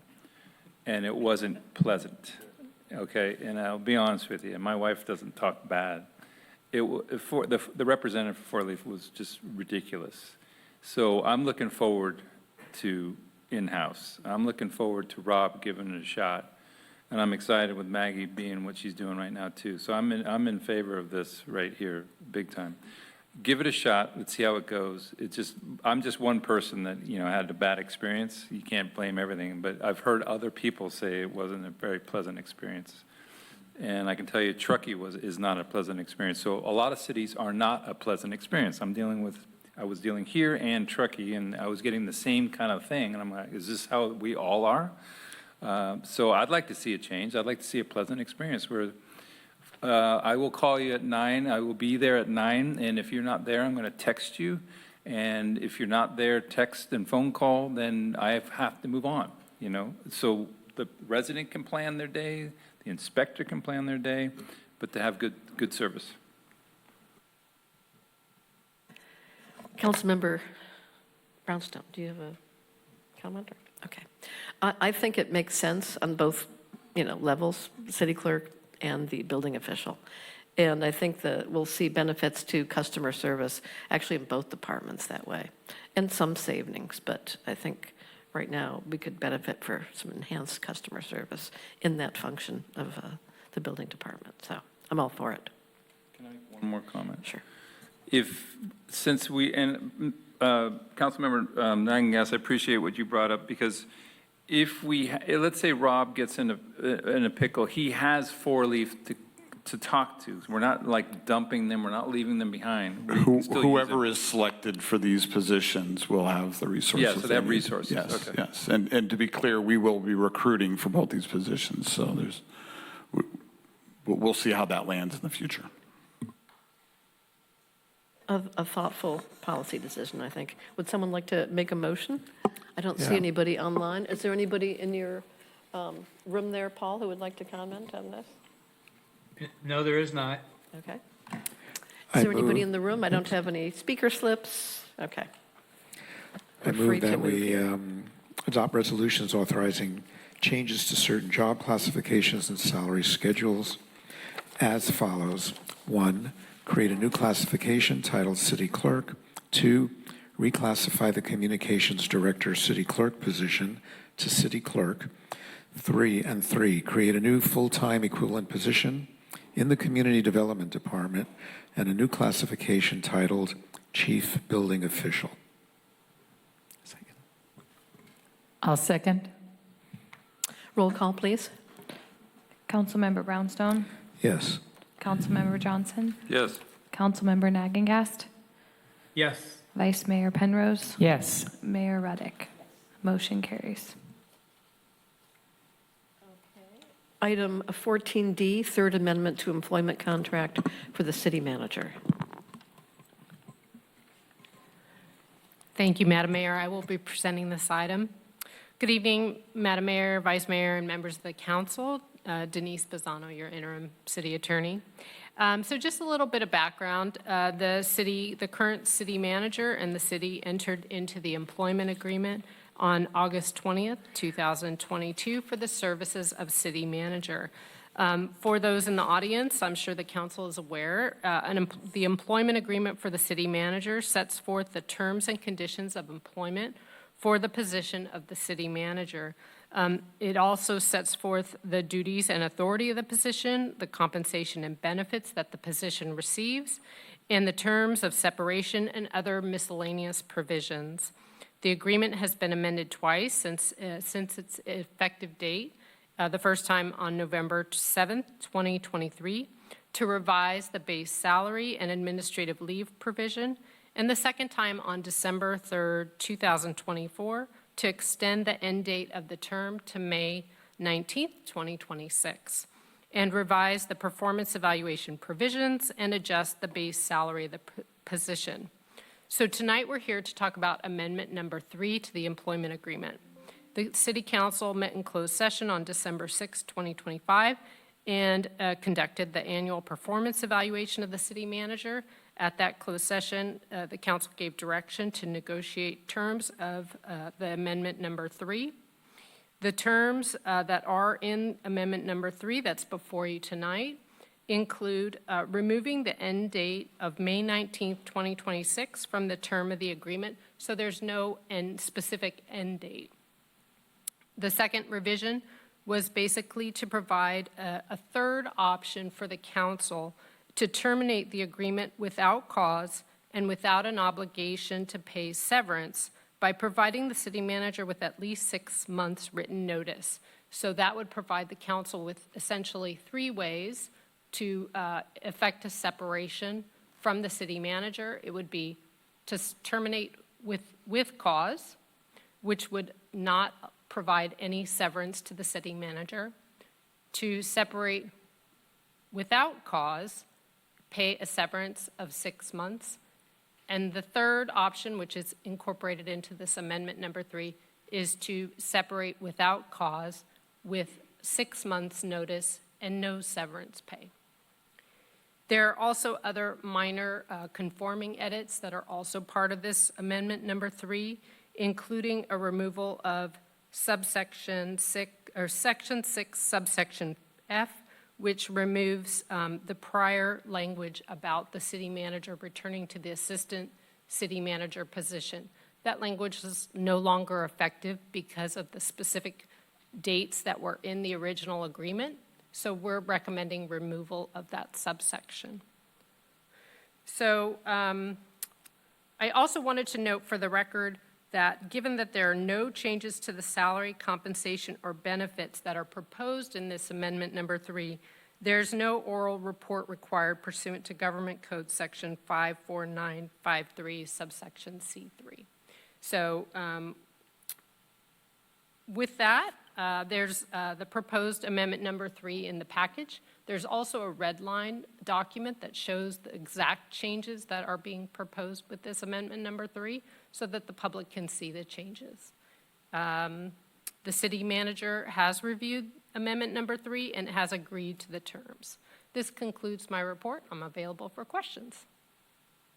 Thank you. I thought the provision of a red line was a great idea. Really appreciate that. Yeah, I'm sure the public did too. Any questions or comments from council members? Is there anyone who would like to address this item online? Raise your hand. Seeing none. Councilmember Nagengast, is there anyone there who would like to address this item? No, there is not. Thank you very much. Would you make a motion, someone?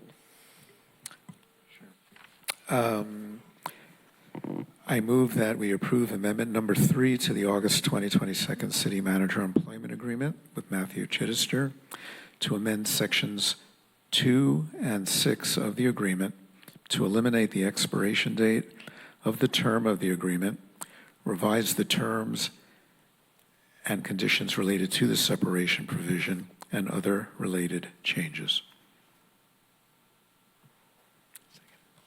I'll second that. Any further discussion? Roll call, please. Councilmember Brownstone? Yes. Councilmember Johnson? Yes. Councilmember Nagengast? Yes. Vice Mayor Penrose? Yes. Mayor Reddick? Yes. Motion carries. Thank you. Moving on to item 15, do we have any commission or committee updates?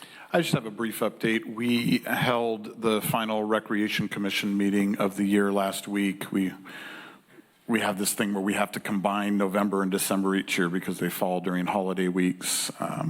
We had a great meeting. The focus of the meeting was really to just talk about all the successes and accomplishments of the commission last year.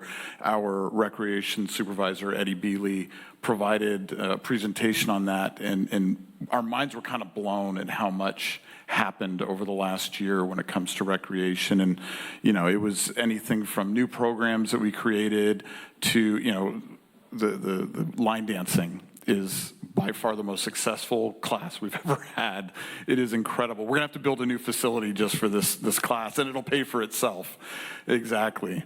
You know, we have a new yoga class that sprung up at Carter Park after construction finished, and our staff, instead of just going in there and putting the hammer down, just met with them and said, hey, let's have you be part of our program. And now it's an official rec program that people can sign up for.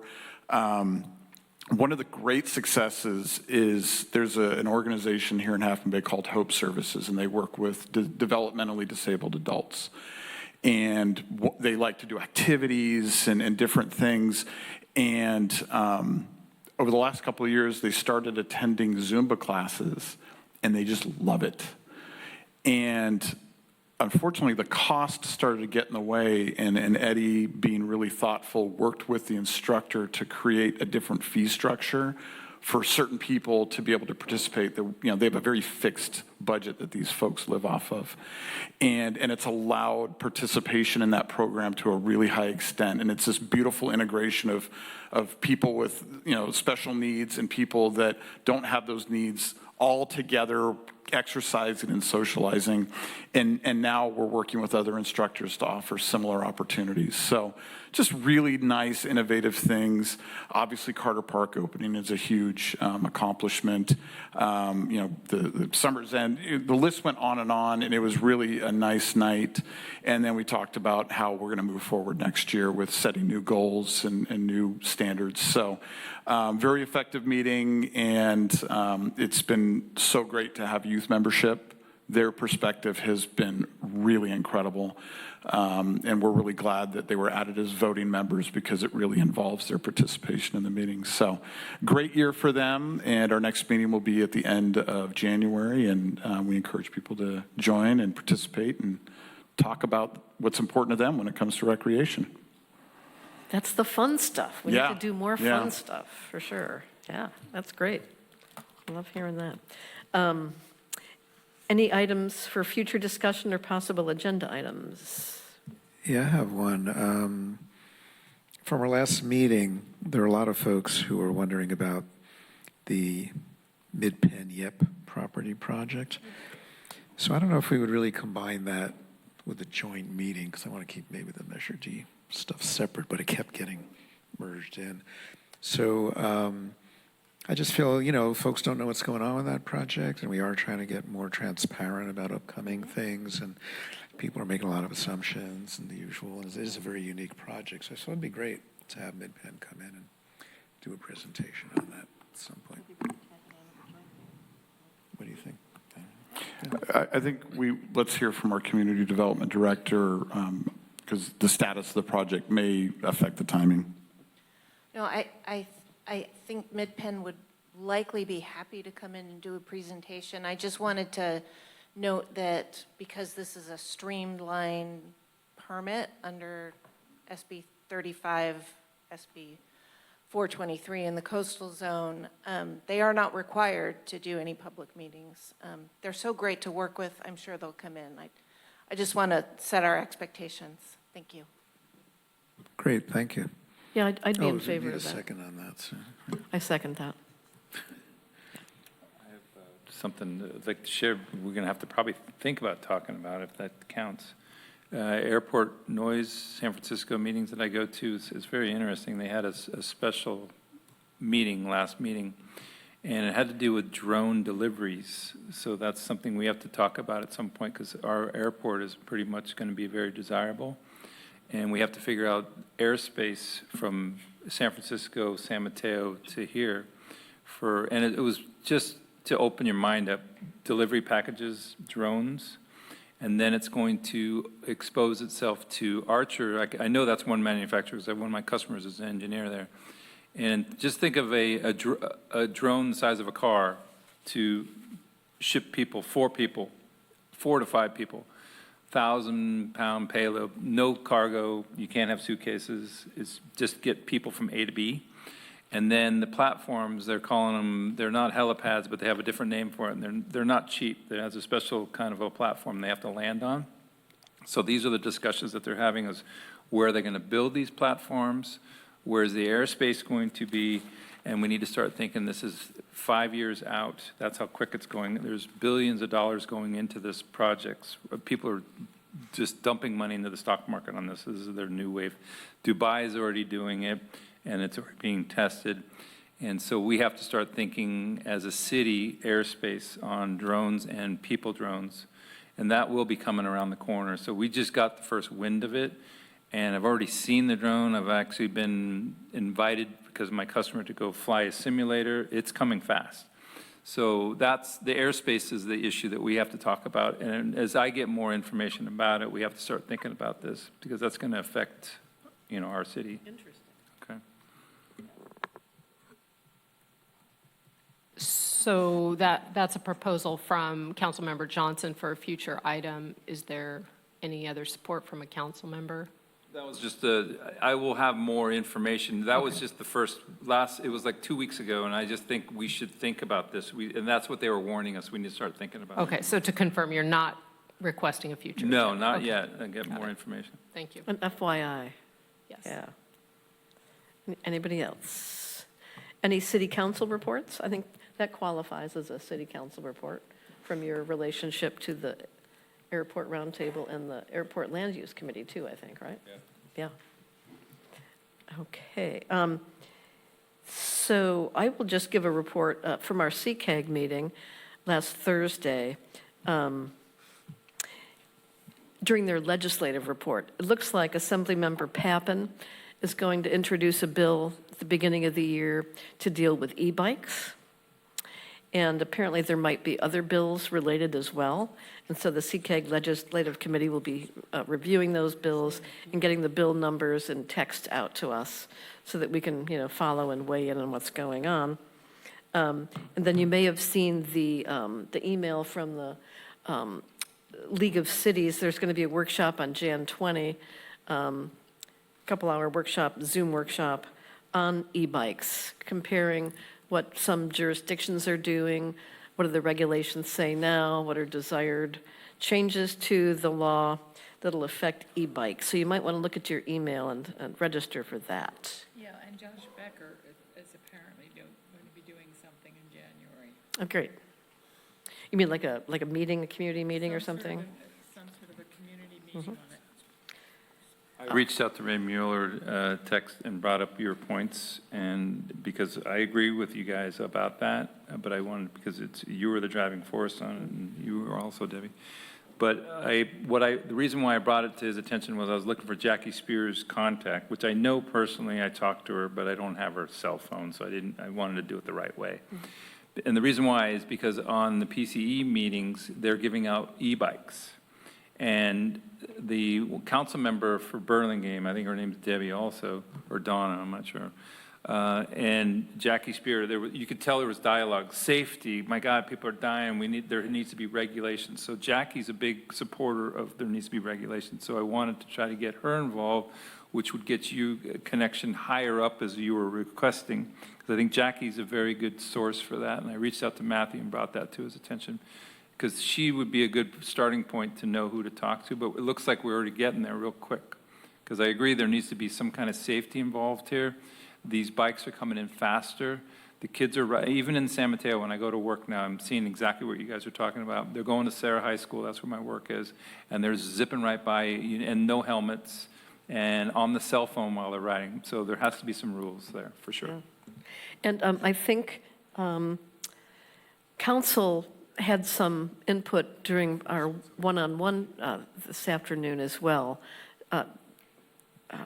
You're familiar with what's going on in Foster City. They're discussing it, and I think your firm generated a white paper, a report on the e-bikes.